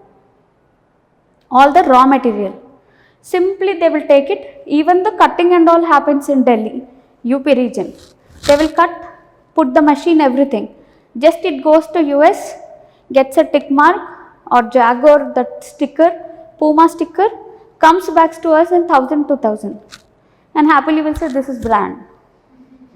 Otherwise we will not believe, no? That's what has happened in the Industrial Revolution. All the raw materials were taken from India, but still we were the largest market for the Britishers. Then about the world wars, Redrawal of national boundaries, including how the national boundary of India and Pakistan was drawn. Remember, whenever we are reading the history, the ancient history, I am not separating the country of Pakistan. Only after 1947, when we divided it, only starts the history of Pakistan. Until then, whole Pakistan was into India. That I am calling it as India. So remember, whenever in the history I am saying about India, the Indus Valley civilization, if you could have seen the map, it is showing Pakistan only, no? Not India alone. Right? So all that India I am mentioning today, in the ancient past, it includes Pakistan. From only after 1947, will I say, there was Pakistan and also Bangladesh. Right? Bangladesh also got separated from us in 1947. We will learn very beautifully how Bangladesh was created. It was actually Pakistan. West Pakistan, East Pakistan. Then with the help of Indira Gandhi, they fought and got a separate country. So we have to learn about the national boundaries, how we have created our boundaries. Then colonization, how they made not only India, like many other countries into colonies, how we made them run from here, called as decolonization. We said that we can rule our country, you need to leave. Right? So about the decolonization, political philosophies, how the communism came, a red flag that we see today, CPI, CPIM, were the major powers of Russia during that time, how Russian revolution influenced them. But today they did not get even one seat. Communism is gone from India. If you go to Kerala and say, they will throw us. Right? West Bengal also it is strong. But slowly how this communism went on. But today we are saying Modi is always privatizing. Right? That is nothing but the capitalism. How did we start? That time it was a big challenge for Nehru whether we have to go for capitalism or to the communism. But the beauty of India is that we do not go to extremes of anything. Not only capitalism but communism together, the best of both were taken to form a socialist country. Socialist, you have to read the preamble of India where they will mention secular socialism. So this was a concept which came during the history, that how Nehru should take a partisan thing when he first became the Prime Minister. Now their forms and effects on the society. Of course, right? Whatever the economic changes you get, that will be shown on the society. Yes or no? Now, if any CM is giving you Raitu Bandhu Pathakam, what are they doing? Just because I have to get the vote, free electricity, free seeds, free fertilizers, everything. Free I am giving. You will say I am the best government and you will vote me. But do you think that will motivate you to even cultivate? Will you produce food for me? Right? So all this impact you can see on the society. If I say that I am giving you free education in this particular region, right? That's an economic policy, right? Will it show impact on the society? All people will start the schooling. Why did we bring RTA Act, Right to Education Act of 2005? That every child must be educated up till at least 8th class. You cannot fail them. Have you ever failed in 1 to 8? You will be promoted. Nobody will make you repeat. Right? They felt that economic conditions of the home must be different. Each child will study. But once he knows the importance of knowledge, he wants to study, might be after 8th he can take a decision. Clear? So RTA Act, that was a policies of the government. And immediately we can see on the society why we have increased the education percentage in India. 13, during independence it was 13. So today we can say 78. That is only because of the policies that were brought up by this politics. That's what we can see the impact on them. Now everybody is moving to the economy forward thing. Now if you say sometimes long back, graduation means there were only few people in the family. They were considered to be head. Now if you say I'm BTech also, people will not care you. Right? Nothing. Graduation has become nothing now. They will ask next NT or PhD, or now PhD I think has little value. Slowly that will also vanish because everybody will be doing it. So that is all their forms and effects on the society. You can see, right? So this is about the syllabus that is given in us. So right, if we see our thing, for the mains we are only giving importance on the cultural history, not on the political history. It starts with that. So ancient and medieval history ends here, only ends there. That's why a lot of people try to skip the ancient and medieval history. If you see, people will say there are only 3 to 4 questions that are coming from the ancient history. But I tell you, it's my personal opinion that to whosoever are starting the classes, I tell them start with history. Isn't it? Shouldn't they start with history? They should have a strong foundation. Maybe polity I'm starting with the article 1, but if I don't tell you why that word union came into existence, right? All that Indian history you see, people will not have unity. Only united powers will fight against one strong person, make him also useless, sit together. Had everybody has been united, British would have lost the ground on India long back. In 1857, lot of Indian people will help the Britishers to overcome them. At last, Rani Jhansi Lakshmi Bai was also killed because of one of the Indian. Right? That unity was not there. In the right from the history, or at least one or the other state will be fighting. We want independence. Right? Had there was the unity. That's why the strong decision within the article 1, they have to talk about the Union of India. Union of India. So the word itself is coming from there. So we have to learn about it. Then comes the modern, the freedom struggle, post-India consolidation, and history of the world. History of the world, we will not go and learn about the history of Italy, history of Germany and all. Only that are related to us. Only that world history which has impacted India. Okay, how industrial revolution impacted India, how the world wars impacted India, how the boundaries were drawn. Right? Only that part of history we are going to learn. In this, if you have any doubts, so yeah, tomorrow's homework is that you will learn about the prelims and the mains syllabus. Completely thoroughly, I want each and every word from you. Now coming back, the importance of history for our syllabus. Ultimately, how much ever I make you learn, okay, how much ever maybe I'll teach you all of history, but if it is only for 2 to 3 marks, do you think you will even want to learn from me? Or you will also put your time on something which is giving you highest marks, right? But UPSC is such a beauty that whatever the syllabus they are giving, each year it keeps on changing. And suddenly in 1 year we see that there will be around 17 questions from environment we are seeing here in the year 2013. But we see in 1 year it was reduced to 10. 7 questions were out. Clear? So in the history also we see that there was a year they have asked 20 questions from it. But also there was a year where they have asked 10 questions, reduced to 50%. But on an average I can say that at least 14 to 15 questions will be asked every year from the history. This year they have asked 15 questions from the history. So 15 into 2, how much do you need to qualify? Hardly 110. Based on Cutoff. Usually it will be around 92. Till today it has not gone beyond 110. There might be a year where you will see 120 cutoff also.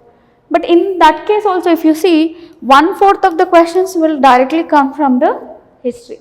If you have mastered that subject, if you have gained enough of the subject, 1/4 of the part of yours is done to qualify. Right? But this is not as that easy. As we will see, I will not guarantee you that you will attempt all the 15 questions given in the UPSC.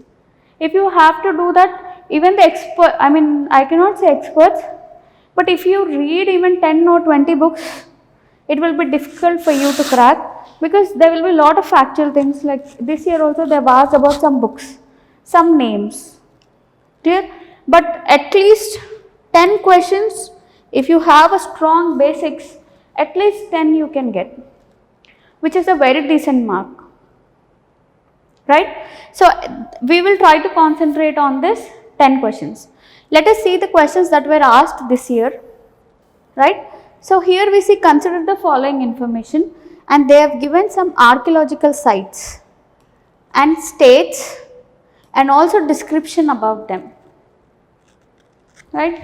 Now if you open 11th class NCERT book and see the copper civilization, right? There this particular mention of this thing is there, direct question from the NCERT book, that is given in the map of the 11th class book of NCERT, right? So in case I do not know this answer, have I not mugged up all these answers? Clear? From the NCERT, I am saying, if I have read the NCERT so currently, can I eliminate these two options? Because I know that Inamgaon, Maharashtra is a Chalcolithic site or the copper site, okay, copper stone age site. So because I definitely know that this is correct answer, at least I can, because there is no two option in this, can I eliminate them? There is you can go for at least 50% of it. Clear? Only with one NCERT, if you can come to 50%, then you can understand how strong should be your basics. Had you not read, and I cannot guarantee you that in all the advanced books it was given. Only in the IGNOU site it is mentioned about Mangadu, Kerala is a megalithic site in the IGNOU book. If your teacher won't teach you all these basics, but yet if you were reading any other book, there is a probability that you will come to a very particular short question that you know it. It hardly happens. How many sites can you mug up? Is my question. Maybe in 2-3 books, if you read, you will understand, you will get to know the short of this question. Do you think you will put so much of energy on it? Or is it very good to put on one thing? If you had put a short question, you can at least come to the 50% chance of it. One book, if you read it so thoroughly, and if you are able to at least get the 50% of it, is better than reading 4 to 5 books. Right? Clear? And anywhere if you have read about Mangadu is just a Kerala site or it is a megalithic site, still you will take a chance of eliminating the other options. Prelims is just about the elimination. I cannot say claritily you will know everything. In any subject you take, you will definitely not know the complete sentence, but we take a chance of eliminating the options. First thing that I have did is, once I know the correct option here, I have eliminated the other options very easily. I know that second one should be there. So I am here from 100% I came to 50% of the question. Right? Now if I can take a chance of one more thing, I am into the right answer. Clear? Yes. Now coming back to this one, here you see the Buddhism and Jainism play such an important role than Jainism also. If you take the previous year questions, there would not be a paper in the history of UPSC that they have not asked about the Buddhism. Surely there will be a question on Buddhism, for sure. That's such an important, because UPSC loves Gautama Buddha. Yes? So that's why they are asking every year one question, and each time we are really surprised about which part, from where are you getting these questions. Right? But if you can know that Sakya Muni Gautama Buddha is if you take the NCERT, they have mentioned this word Sakya Muni. Sakya is a place name from where he is coming. Muni means a monk from the land of Sakya is a land. It's a name of the state where his father was ruling. That's why he was given the name Sakya Muni. Clear? This name was mentioned in the NCERT itself. Take out your NCERT book when you read, come and show me where you have read this word. Okay? Then the Tathagata is also mentioned in the another book of NCERTs, where they will show you the mudras that were used by Buddha. They did not mention that he will be having another name, but Tathagata means you will one day leave this world. Nothing is permanent. That is what here in the Tank Bandit is given. What is the sign? Each symbol that the Buddha uses is different. Now if you know the symbols that were used by Buddha, can you come to the conclusion? First, second one has to be shortly there. So I can eliminate this option. And he's saying none of the episodes are the episodes of Gautama Buddha. I'm again into the 50%. And I have read about Tathagata is one of the symbols that was used by the Gautama Buddha.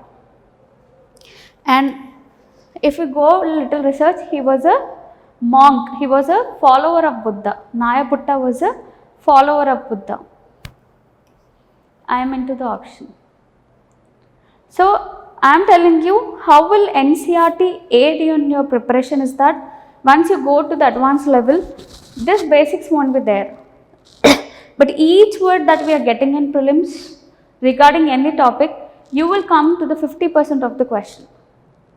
Right? And then it is your chance to take that 75%. Only one other option you have to eliminate to come to the right answer. Right? So that's why I am saying why even today NCERTs will play a major role in your preparation. But unless you have this strong foundation, I am sure that you will not crack this UPSC no matter how many attempts you give. Next thing. Who of the following rulers of medieval India gave permission to the Portuguese to build a fort at Batkal? Even if you know, if they are talking about medieval India, who are the kings of medieval India, probably you will eliminate them. Right? Just if you know who were there present in the medieval India. When did the Krishnadevaraya kingdom started or Vijayanagara empire was there? Who were the contemporaries? Probably you will eliminate this option also. It is very factual. If you know the answer, you know. If you don't know, you do not know about it. So as I told, in the history, from the 14 questions, there will be some 3 to 4 questions where you cannot mug up. I cannot say it's humanly impossible, I am not saying. But probably because you have to divide your attention to the other subjects also, there will be some 2 to 3 questions where you have to know the facts. And if you have not mugged up that fact, you will not know, you cannot guess it. Now you cannot guess who are these people. You have to know that if they were also in the medieval India or not. If you shortly know, you can answer. If not, you will just leave this such type of factual questions. Usually UPSC aspirants will be afraid of such questions. One-liners they should not ask, they'll feel. If they are asking 3-4 lines, at least some clue you will get and you will eliminate. If they are asking you direct question, you will know. If you know, that's happy. If you do not know, you eliminate. You just skip that questions itself. Next is, this is about the modern Indian question. With reference to revenue collection by Cornwallis, consider the following statements. These are the systems which were introduced by them. He is saying, under the Rayatwari settlement of revenue collection, the peasants were exempted from revenue payment in case of bad harvest or natural calamities. Do you think that Britishers were so kind enough? Okay, we have seen in movies at least, in the Lagan, despite you don't have rain, whatever might be the condition, still you have to pay the tax. In the Lagan movie, that's what they showed, right? Whatever might be the thing, the tax that is fixed that day, you have to pay. Otherwise, play cricket. That was not an option given to everyone. Lagan, that's what happens. Whoever wins, if you win, we will exempt the tax, they said. But that are the exception. But usually, if you are not paying the tax, next day your lands will be taken by them. In almost all the movies, they have shown the same. Yes? So, at least you have little knowledge. That's why culture, cinema is very important for us. Just because you are into UPSC preparation, do not leave seeing cinemas. But for that purpose, don't go and see Kalki. Okay? Some historical movies will definitely aid in your remembrance. As I told Mohenjo-daro, even that will tell you about how the Indus Valley civilization moved to the Ganga region. Right? Some historical movies, keep on seeing them, it will develop some interest. Not everything cannot be mugged up. Right? If you see lot of things, that's why I tell you, you should keep on seeing the maps in Indian history so that you will remember the things much better. Right? If you have seen any movie, if you have known the culture, even the site of these Britishers, you will definitely eliminate this option. Without your preparation, without even reading a book, you can eliminate this option. If you had seen, if you had known the nature of the Britishers. Next question, under the permanent settlement in Bengal, if the Zamindar failed to pay his revenues to the said on or before the fixed date, he would be removed from Zamindari. ఇది కూడా మూవీలో చూసామా, విన్నాం, at least we would have, sorry for Telugu, people have asked me not to use Telugu, we have seen about that. Today I was a zamindar because I did not pay the tax, they have removed like that. Or maybe if you know about this permanent settlement system, we read it in our modern India, you can come to an option. Clear? Now that's why they are saying it is general studies. General, here you will not gain the knowledge only from the books. Remember, it is an intuition of you to know everything. You should know anything. Once you are into the preparation of, no, I am saying UPSC because today you are taking, but right from our childhood we should have an intuition of learning. Today you are seeing this camera, learn how does it work, how are they projecting. This intuition should be there in yours. Especially this intuition you have to show in your newspapers. You see that any Department of Atomic Energy is going to do this, or Department of Space is launching the Aditya L1 mission today, or Chandrayaan 3. But you should develop an institution about this department comes under which ministry, right? This year we were all surprised to know that what did UPSC ask, about the colonial ranks of army, navy, who are the first, second, third and the brigadier. I am sure 92% to 95% of the UPSC students do not know, because we think it is none of our business. Only who would have prepared for SSB, SSC, they will know the answer. That is an intuition, because every day you will read about Indian Navy or Army somewhere, but you wouldn't have developed the intuition, how does their rank system go on. That will be not taught in any coaching center. For sure, they will not tell you who is the brigadier, who is the colonel, that order nobody will tell. But you should have had some kind of intuition. For that also I relied on Razi movie, that Alia Bhatt one, right? And also we will see another movie based on that Ghazi by Rana, that was understood. There you will know the colonial ranks. So whatever, if you are seeing a movie also, do not waste that 3 hours. Try to learn something from it, if you can derive something from it. There I could learn what are the ranks of the Navy. That all intuition come into you. From here afterwards, whatever you see, try to learn about it, any angle. Clear? So here we have seen this question. Again coming back to Upanishads, right? So here also there is some kind of common sense that you can use. We see that any Puranas or the Mahabharata, even if you take today, do you see the paragraphs divided into chapters, right? In the same way, in ancient India, when they have written or talked about the Upanishads, he is saying there are no parables in Upanishads. Usually Indians do not have a habit of writing it in a straight one go, one lesson. We divide it, we put it into a parables. So here if you have eliminated this option, then they are saying Upanishads were composed earlier than Puranas. Take NCERT book, he has given the chronology, when Ramayana was written, when Mahabharata was written, when Upanishads came, when Puranas came. But the chronology you have to understand. He will not teach you this came after this came after this. But if you know the history, who has written it, how it was written, definitely you will put the second option as correct. Clear? And then comes why our history should be attached to the current affairs. Right? So we know that there is a Durga Puja, Chow dance and Kumbh Mela. This is all we are doing from the ancient past. But recently only UNESCO has included one of it into intangible cultural heritage list. Now you will know about all this in the history we would have read. But this we do not know, no. Only if you follow the current affairs you will understand this answer. You will know which has been recently included is Garba dance. Clear? So, history, whatever the current affairs you are reading, if you can pick up any historical points, that's what they will ask. Nothing more than this. So, ultimately, I have to tell you one thing, that whatever the history you are reading, or the whatever the NCERT sessions that we are going to conduct, is a very important part for your foundation. And I have proved you with the very recent paper that has come. For that, you need not go and do some PhD. You do not even need the advanced level. Advanced level is for understanding. But if you really want to attempt the papers, do you think that 8 questions were difficult for you?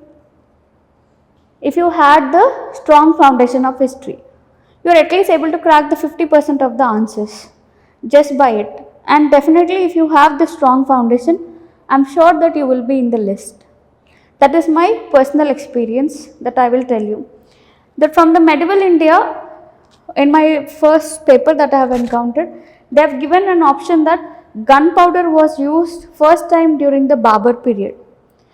Just pick up your medieval India book, I will show you, I could even tell the page number by saying that no. It is clearly written over there that before the coming, though Babur introduced it, but gunpowder in India was known to them, but they did not use it. This is the exact line that was given.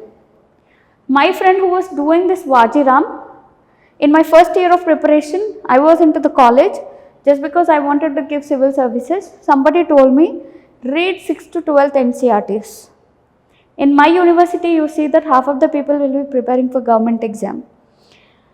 And all were reading all the very good books, very big books, because it was my first attempt. I thought that I should read this NCERT because I am also from the state syllabus.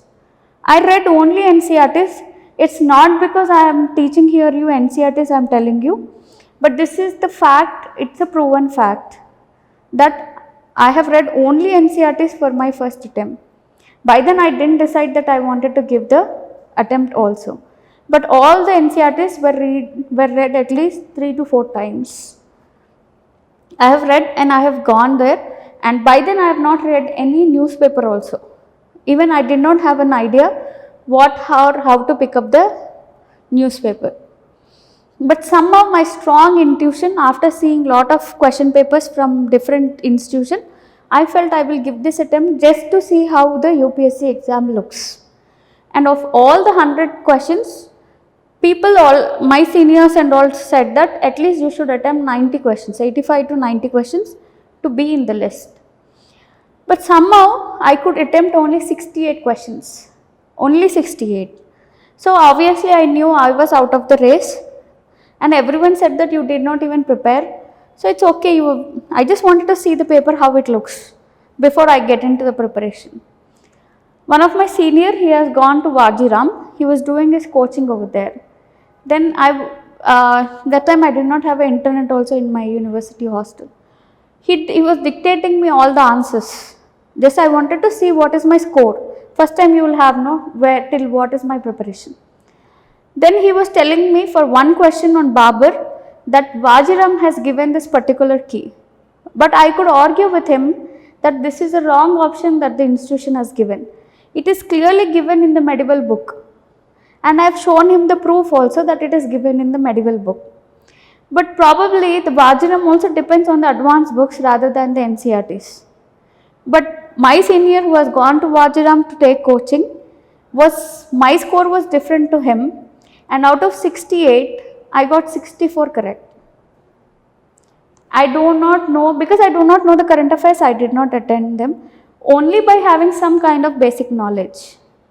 And when he was dictating me, he was telling me, say which is right and which is wrong, and I told him till now I did not encounter a wrong answer to the key which was given.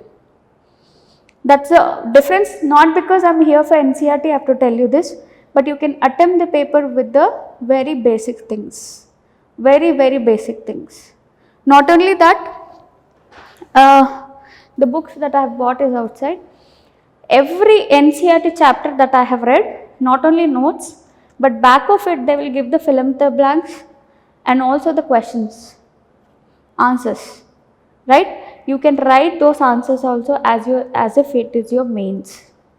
First attempt I did not do all that, only fill in the blanks I filled up and went to next chapter. Then when I lost it, my mains, I felt that even the basic questions has to be answered. The 2-3 questions that they give at the back end, you can attempt them. Keep on writing for them. That is how your mind will tune to stick to the question. Clear? That is exercise that you have to do behind every chapter. Not only your notes, there will be some space, at least write keywords, something you write on that for that questions also. Clear? And also I will show you lot of questions. Directly they did not come from the NCERT, but you will see the parables. They will include 3 to 4 questions to make a mains question also from the NCERTs. Clear? So this is the importance of NCERTs. I will take the blame if you say that you did not get any answer by reading the NCERTs. I will definitely guarantee you that at least 50% of the question paper in UPSC you will attempt with the NCERTs, you will definitely clear. Given any subject, you take geography, you take history, economy and polity. Polity, I need not tell you that NCERT books are so beautifully given that trust me, till today I have never read Lakshmikant.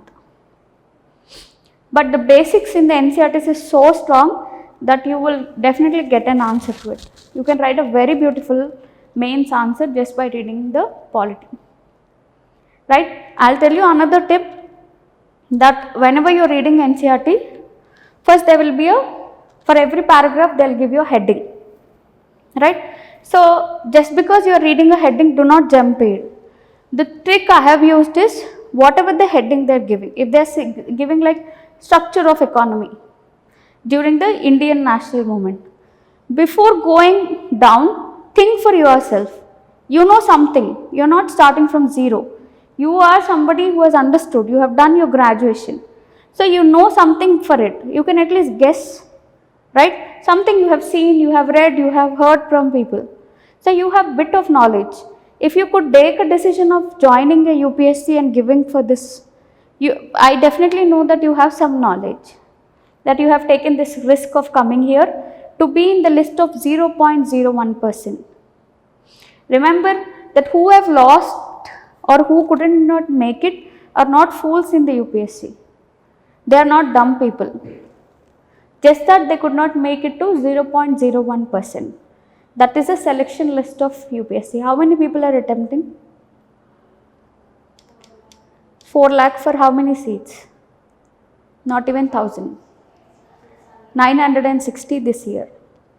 So it's not like they are not some waste people or something, but the selection is so less. That refinement they need. They don't want some general studies just because they are saying the recruitment is not for the general people who are masters.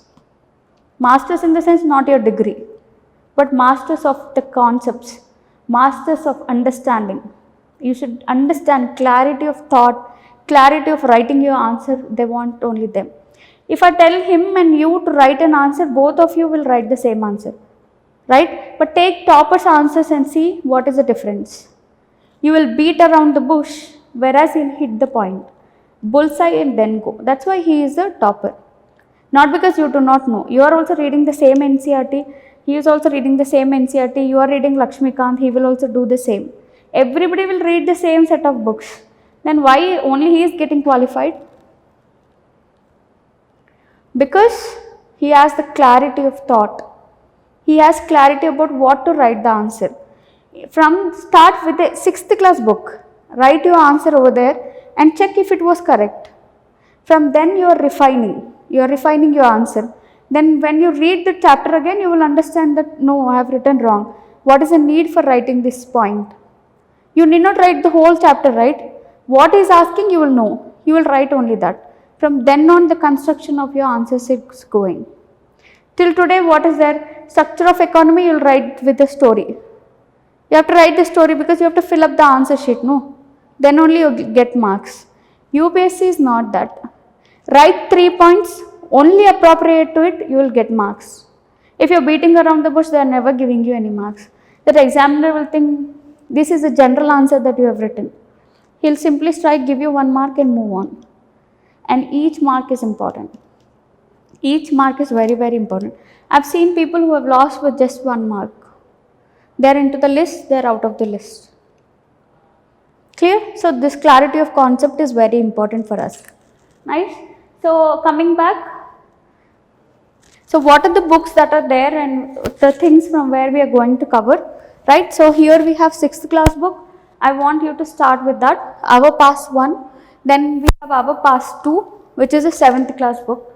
Usually we will have medieval India in it. In Our Past, we will read about the ancient India. In the 8th class book, we have Our Past 3, a textbook in history for the class of 8th.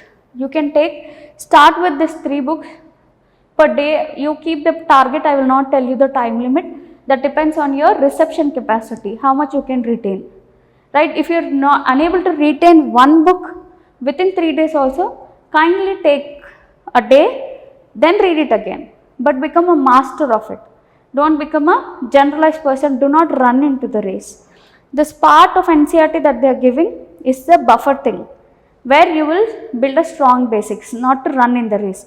You are still not into the race, or I can say you are into still pre-history only, not into the history. You have been not pushed into the written part, right? Take it as a buffer zone. Read as much as you can come. Everything, ante jallada what is sieving things, they'll say, no, just jallad pattadam laga refine everything that is getting out of this book. Clear? Then comes the 9th and 10th class books are talking about the world history. So that 3 books will be important for your prelims, but this both are important for your mains. As we have seen, did they mention about world history in the prelims?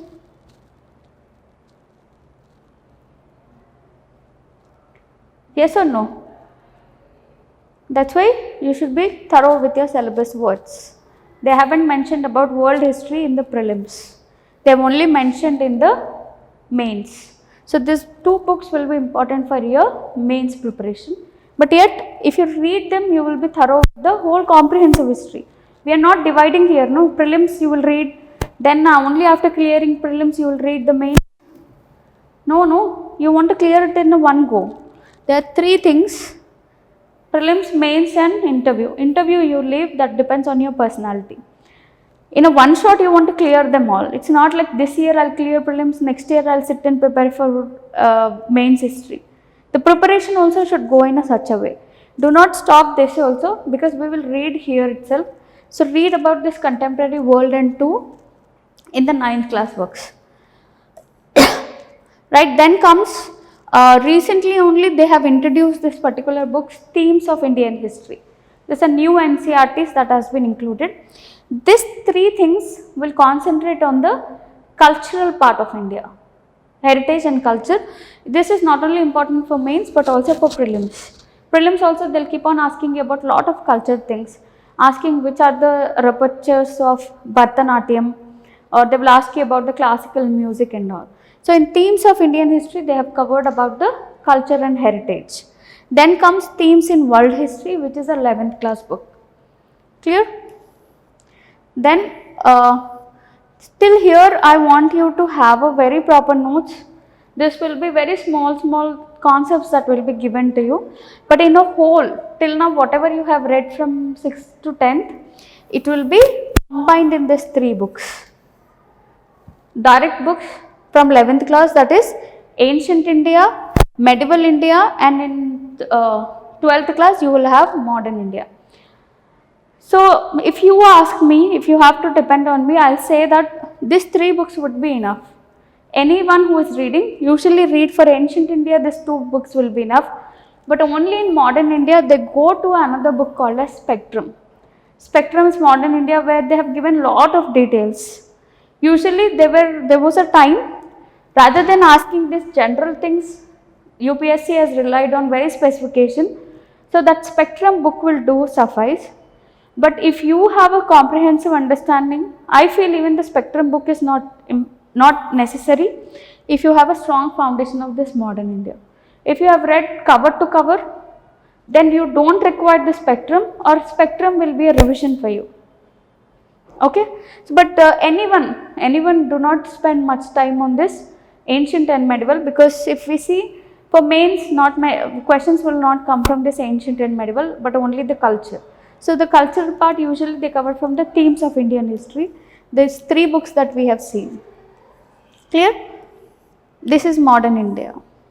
Are you all okay? You have any doubts? Chala?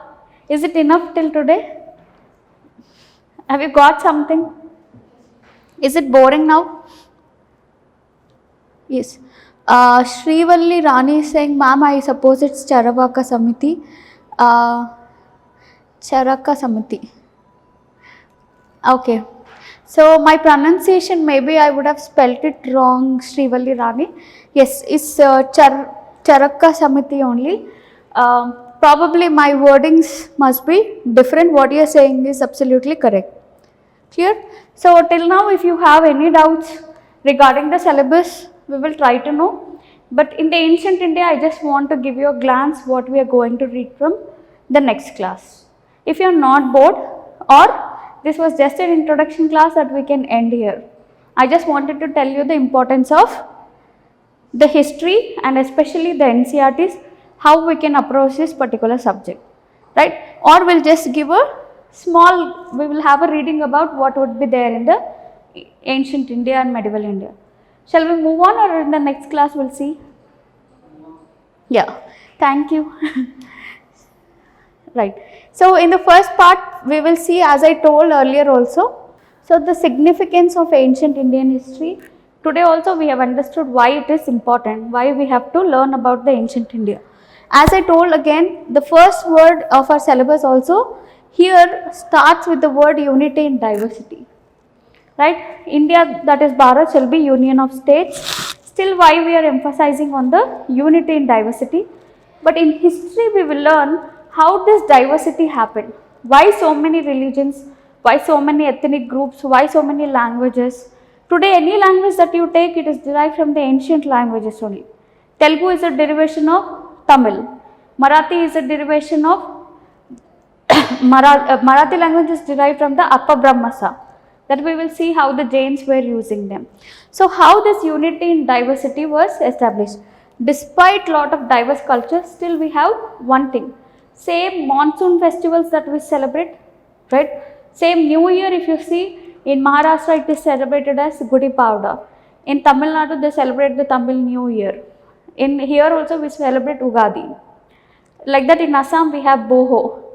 Different cultures have the same kind of thing but different names. Monsoon will be same. Today in the modern India, what is connecting us is cricket. Why India, India we are cheering, right? Yes, whatever the religion, caste, whatever you are, still we have some union thing. We have union elections, we are electing MP, we have only one prime minister, we have only one president. Clear? And another thing is relevance of past to the present challenges. As I told, present challenges are what? Communal riots. There was mob lynching of people who were eating beef. We read so much in the news. So how did we start? Today people will encounter and said, even the Aryans took beef. So you cannot eliminate the Muslims. Now you know why the mob lynching has to be stopped. Now you can go, if there is some kind of mob lynching answer, you will answer that it is not something new to India, but it was still there. You can answer the present challenges with this past. Next is modern historians on ancient India. I told you, right, ancient people, when they were given a challenge, Britishers were writing some kind of history. Then they took it as a pride, saying that we will write our own history in our own way. But here they are saying modern historians, because some people were saying all old is gold. All good came to India, everything was invented in India. But there we have to take a partition. What is really correct and what is wrong, we have to take a measure. But they were very small historians who has given a brief. If there was a flaw, they wrote it as a flaw. If there was something positive, they wrote. Right? So such type of objective history was written by modern historians on ancient India. We will read about them. We have to learn about them. Next is nature and sources of historical construction. As I told, some histories were constructed on the evidence base. Some histories were constructed because of the written scriptures. Yes. So some histories were constructed because just of the coins. Like Gupta age, I told it is a golden era because lot of gold coins came from them. But who first introduced the coins, gold coins? It was the Kushanas, who were the foreigners. They introduced the first coins. So, but in Gupta's age, they were giving so much importance to the Vishnuism. Shaivism, Vishnuism, we will learn that started during the Vishnu period. That we could know because whatever the coins they were printing, there was Lakshmi Mata on it. Until before that, nobody put a religious things on the coins. Earlier kingdoms, we will see Magadha kingdom, it used just tree, some kind of lion like that. Clear? Hmm? Okay, we can say logos, but through coins. That time logos, where do we use logos now? When there is a conference, when there is an organization, we use logos. That time there was nothing like that. No? Economy. Through the economy, how the money was revolving around them, we came to know about their religious significance. When the Mughals came, they will print Quran words on it. Right? So we know what was the religion of them. Clear? But we will see that lot of Afghan rulers who came here will also print about the religious aspects of Hindus. So that shows the secularism of that particular kingdom. Clear? So nature and sources of historical construction. Then comes the geographical setting. My favorite part, how we have constructed the history of the geography and why geography is important to us. Next comes ecology and environment. Right? Today we say in our old grandsisters' time, they had a pure air. Today we have polluted air. That's what we are saying. So we could know about the ecology during that time also. Then comes linguistic background. How each language in India, how did it originate? Did we have Hindi here? From where did it come? Hindi is different from Turk, Urdu. Arabs did not bring it. It is Aryans who bought it. Right? So then the Tamil culture or the Sangam literature we will say.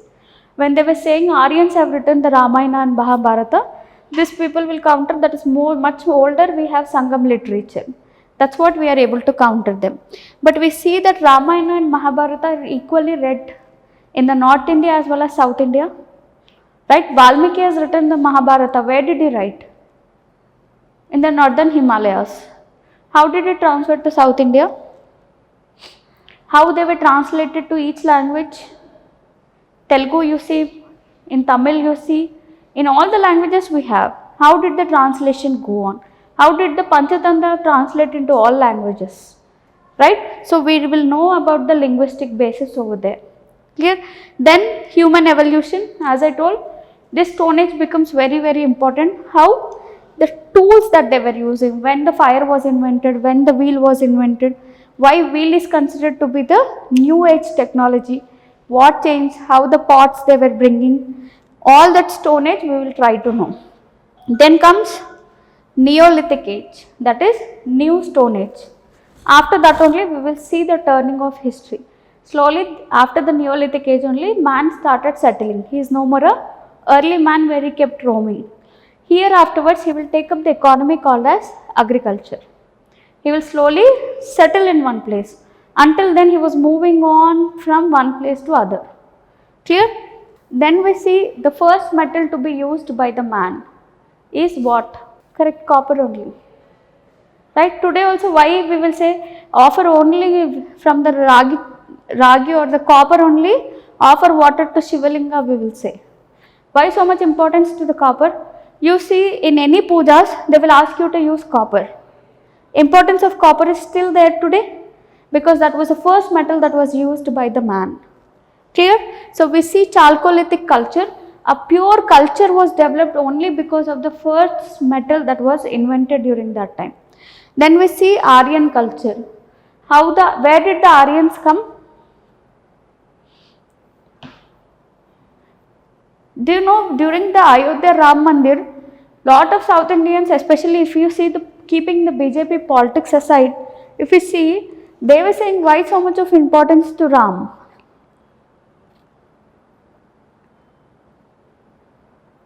Ram is a Aryan god. If you go to Tamil Nadu, why BJP was routed in their politics? Why BJP never comes in Tamil Nadu? We saw the head of the BJP crying, that IPS officer who resigned to join the politics.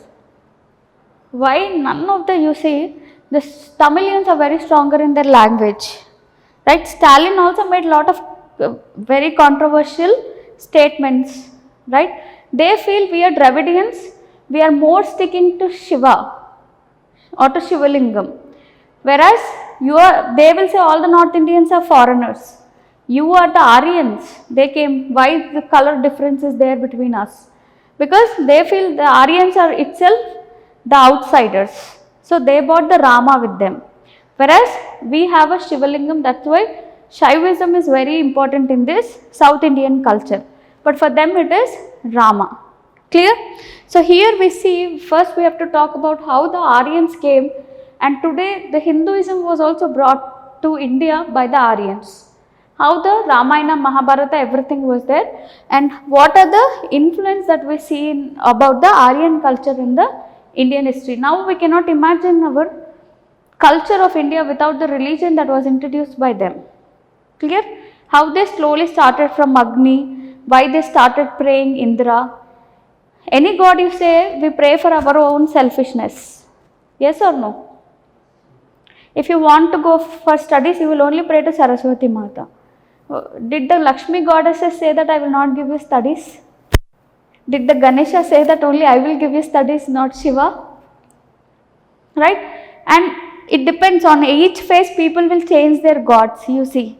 If you are in the studying stage, any student you go, they will pray to Saraswati or Ganesha.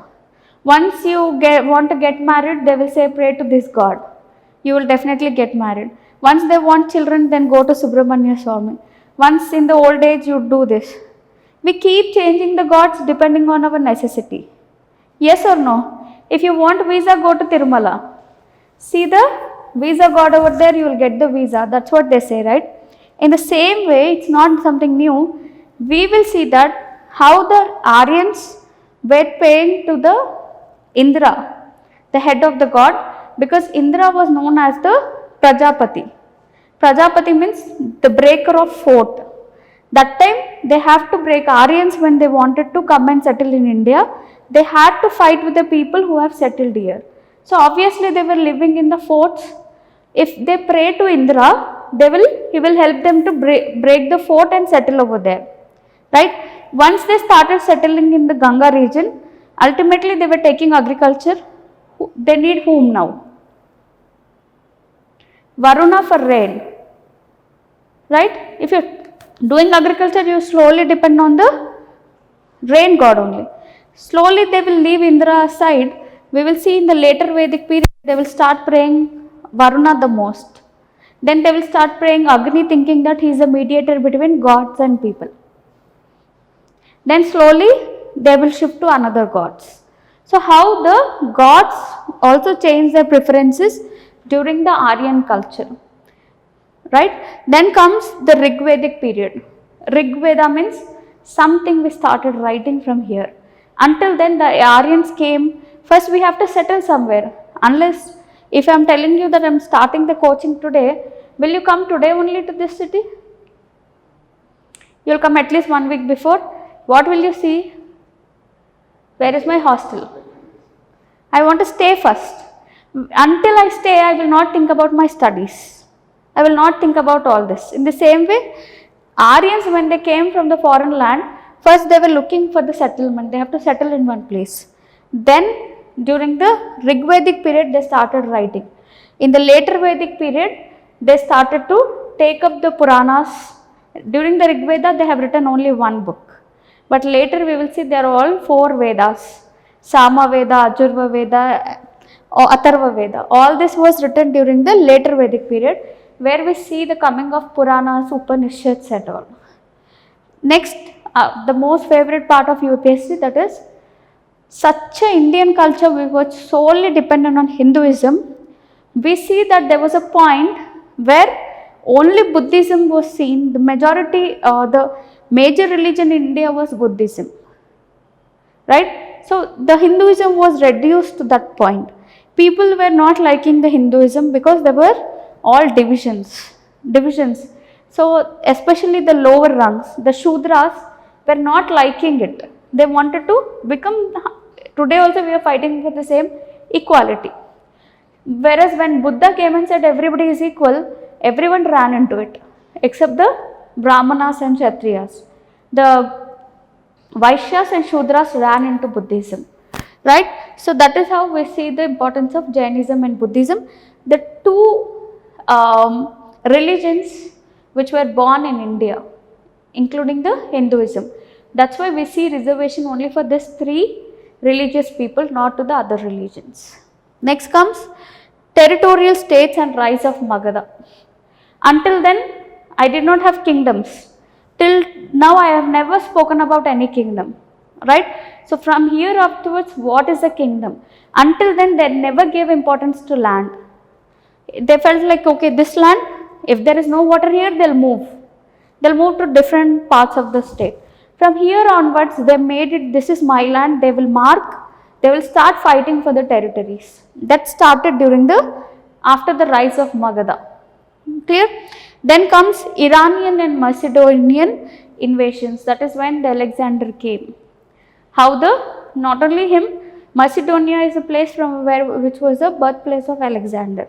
And before that also Indo-Iranians came here and they started settling here, right? So until the Iranian came, we never gave any humanical form to the gods. Any idols were not worshipped. They were praying to Indra, they were praying to Varuna, that is rain god, they were praying to Agni. But we do not see human forms like Lakshmi, Durga, Shiva, or Shiva was already there, Pashupati, as he was prayed. Vishnu, Brahma, that human nature was not there. But only the Greeks, the Iranians who came from the Indo-Greek region introduced the humanistic form. But when they came, it was not the Hinduism which was very important. It was Buddhism. So the first humanical form of God who was worshipped is Buddha. After that Hinduism, it was vanished during the Buddhism, right? So when they came, they felt that we should give some shape to our gods. That's why the shapes of the gods were created during that time. That we'll try to understand how the Iranian had an influence. Then comes the Alexander. After he came, we have learnt a lot from them. How to build the temples. Until then, we do not see temples. Even the civilization of Indus Valley civilization, we do not see the temples for our gods. Wherever you want to pray, they will arrange one yagna, they will pray to the Agni. Varuna, they will pray again through the Agni. That's all, but we do not see the temples. After we have learned from them. Then comes state structure and Varna system. The Varna system started from here. And also state structure, there should be a king, there should be a Purohit who will assist them, there will be a king, there will be a Senapati, there will be a horse riders and all that state system, tax collection started here, right? Then comes the Mauryan age, then Mauryan rule, a Central Asian context. Every time we will be seeing how the international relations were going on. Right from the civilization, we had a good contact with Mesopotamian civilization. Then comes Shatavahanas, few history about the Sangam age we will try to learn. That is in the Kerala, Tamil Nadu region, what was the structure, how was it different from the Aryan culture. Clear? Then crafts, commerce, rise of Gupta, life of Gupta and the spread of civilization in Eastern India. We end this with the Harsha and his times. The only North Indian, we know that Ashoka has ruled for the whole part of India, but slowly the Shatavahanas started pushing them towards the north. Then we will see the end of the ancient India, political history. But we have to learn about the philosophies And from ancient, how did we slowly transform to the medieval history? So comes first, before we read the medieval history, we have to learn about India and the world, right? Where did these Arabs come? You have to see the map, right? Why did they come? What was the need for them to come and invade India? When will you go to other state? Where are you from? Where? Okay. Why did you come to Hyderabad? Lack of resource? For your motive, because you did not find a good institution over there, you came here. You are from? So she stayed over here, right? So it is only the lack of resources which motivate the people to move from other side. So Arab countries, there was not resources, they are dearth of water. Today also you see the same deserts and all. But when they heard about India, they were listening about Sapta Sindhu, the land of 7 rivers. Wow, for them water is so scarce. They did not have food to eat, they do not have water to drink. But here, once you have water, you will cultivate and eat something. So that motivated them to come here. And there were other reasons also, like somebody was becoming powerful, they were trying to throw them out. So here we have to learn why did they actually come and how could they come. ఎంత ధైర్యం ఉంటే మన ఇంట్లోకి వస్తారు వాళ్ళు. You should have that power to come and rule somewhere. Britishers had the power, so they could come and rule here. Same way, the Arabs had a power. What was the technology that they were using? The bow and arrow that they were using, you see in medieval India, that ruled them. They could draw the horses. That was all not available in the Indian power. And they were all chota, small kingdoms. They could not defend them, so they could easily come and settle here. For that reason, because first they came to North India, we have to learn about the North India and the 3 empires which were very strong. Chola Empire, as I told, during the medieval period only, they occupied up till Sri Lanka and Malaysia. The only power which occupied the foreign lands. Otherwise, we never went. Indians are so good, we will never go and settle anywhere. Yes, not powerful. We had everything here that we don't need to go anywhere. But Cholas are the only imperial Cholas. Imperialism means we go and rule some other territories, imperial countries. So that's why we call them popularly as imperial Cholas, the only kingdom in the Indian history which occupied the foreign lands. Clear? Then we will see about the economic, social life, about all these people. The age of conflict, lot of small powers will come. Rajputs, Turkics, Bank of Tehran, how the little people started fighting. That also becomes important because this little people were fighting, somebody else from the foreign land could come and occupy our region.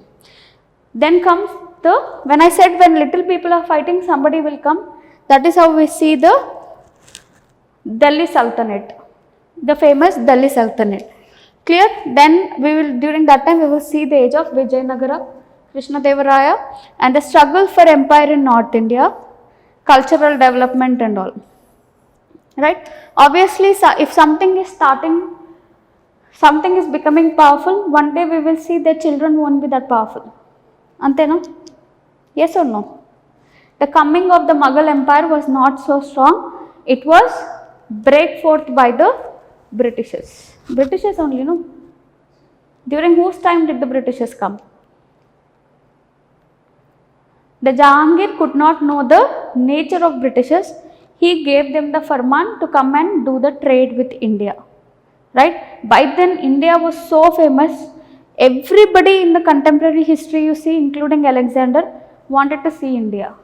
Only because they heard so much about India. It was called Golden Bird, Sone ki Chidiya. It had so much rich wealth, everything it had. Geographically you see, it had river water, and the people, industries were so good. They were spinning the cotton, which was very famous in Europe, that whoever comes back from India will be a rich person. Today we'll say, oh, Americans achara, like that we will say, because they earn a lot. That time the same status was there for India. If somebody is coming from India, they would see them into next level. That rich they would become. So that's why everybody wants to go to America. Not us, because we wanted to settle in UPSC, but a lot of people, right? So that was a power that is given. That's much we are hearing. We are seeing people becoming rich after going to foreign countries. The same was a popularity for them. So everybody wanted to come here. Then we will see in the modern India, we'll start by seeing how the Mughal Empire declined, right? Then during that time we will try to understand what was the society, 18th century. Only when we understand the society we will know what the Britishers brought about the change. The beginning of European settlements, then the British conquest of our culture. Then why we started, why did we fight with Britishers in 1857 itself? Our culture was, our religion was threatened. In 1857 you would have seen some movies. Mangal Pandey. ఎలాంటి movies చూస్తున్నారు మరి? So here afterwards at least try to cultivate to see this in historical movies. Our culture was defeated because the Hindus usually are against the pig, right? They do not take pig, right? So but in the cartilage of the rifles they were using the pig fat, beef fat, right? To the cow's fat they were using. That was against their religious sentiments. That's why the Mangal Pandey has started this revolt of 1857, which was slowly joined by the Jhansi Lakshmi Bai, where her heritage was put into stake. After her husband died, usually it was Indian culture to make our small son as the next king. But that was not acceptable to the Britishers. She fought against them. Like that, all the people joined together to revolt. But of course, some people were expecting some kind of, even within the Indians there was not unity, so they could defeat the 1857. After this it is considered to be a major change. Britishers never touched our socio-economic cultures. They never touched. They felt if we touch their religious sentiments they will revolt. If any other revolt is coming as such of 1857, then Britishers are done. So they never touched our religious sentiments. They started respecting. But they ultimately what they wanted was just raw materials, sell their products. That's what they exploited the India into very good way. Then what are the administrative changes that they brought after 1857? We will try to read them. Economic impact, India and its neighbors. Neighbors in the sense, as I told, till here also we are Pakistan, Bangladesh and India, we will talk together. But after that how we got divided, national movement, India's religious and social reforms, struggles for Swaraj, all this will be read in our modern India. Understood?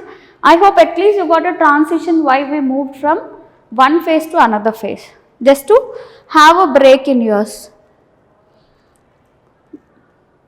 Yeah, break in your understanding. This is about history. Isn't it interesting? Don't say just because I am asking.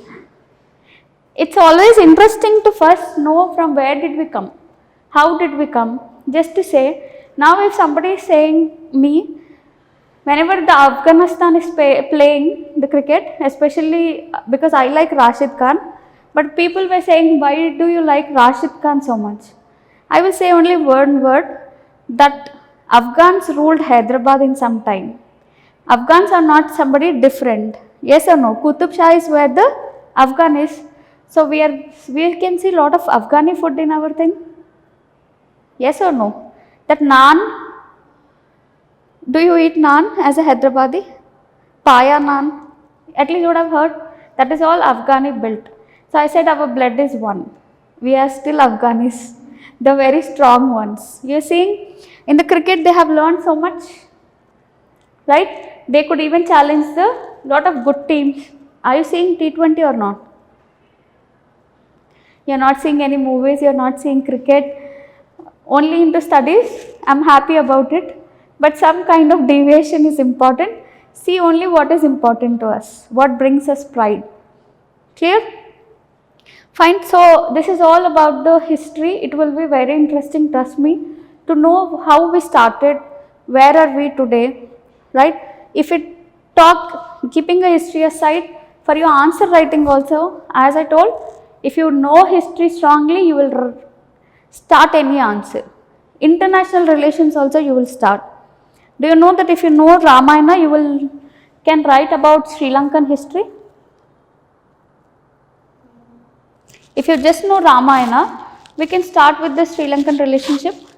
Not only that, we will see that diplomacy is the first very important thing that we have to learn in international relations. You know that if you are a IFS officer, if you go to America and commit any crime, you will not be punished. You know that? You will definitely not be punished. You will be just sent back to your country. You will not be punished in that country. That's a diplomacy that they follow.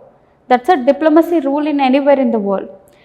But this genesis you can learn from Ramayana. Why was Hanuman not killed when he went to Sri Lanka? Ravana is such a powerful king. He could have killed, no. Why didn't he kill Hanuman?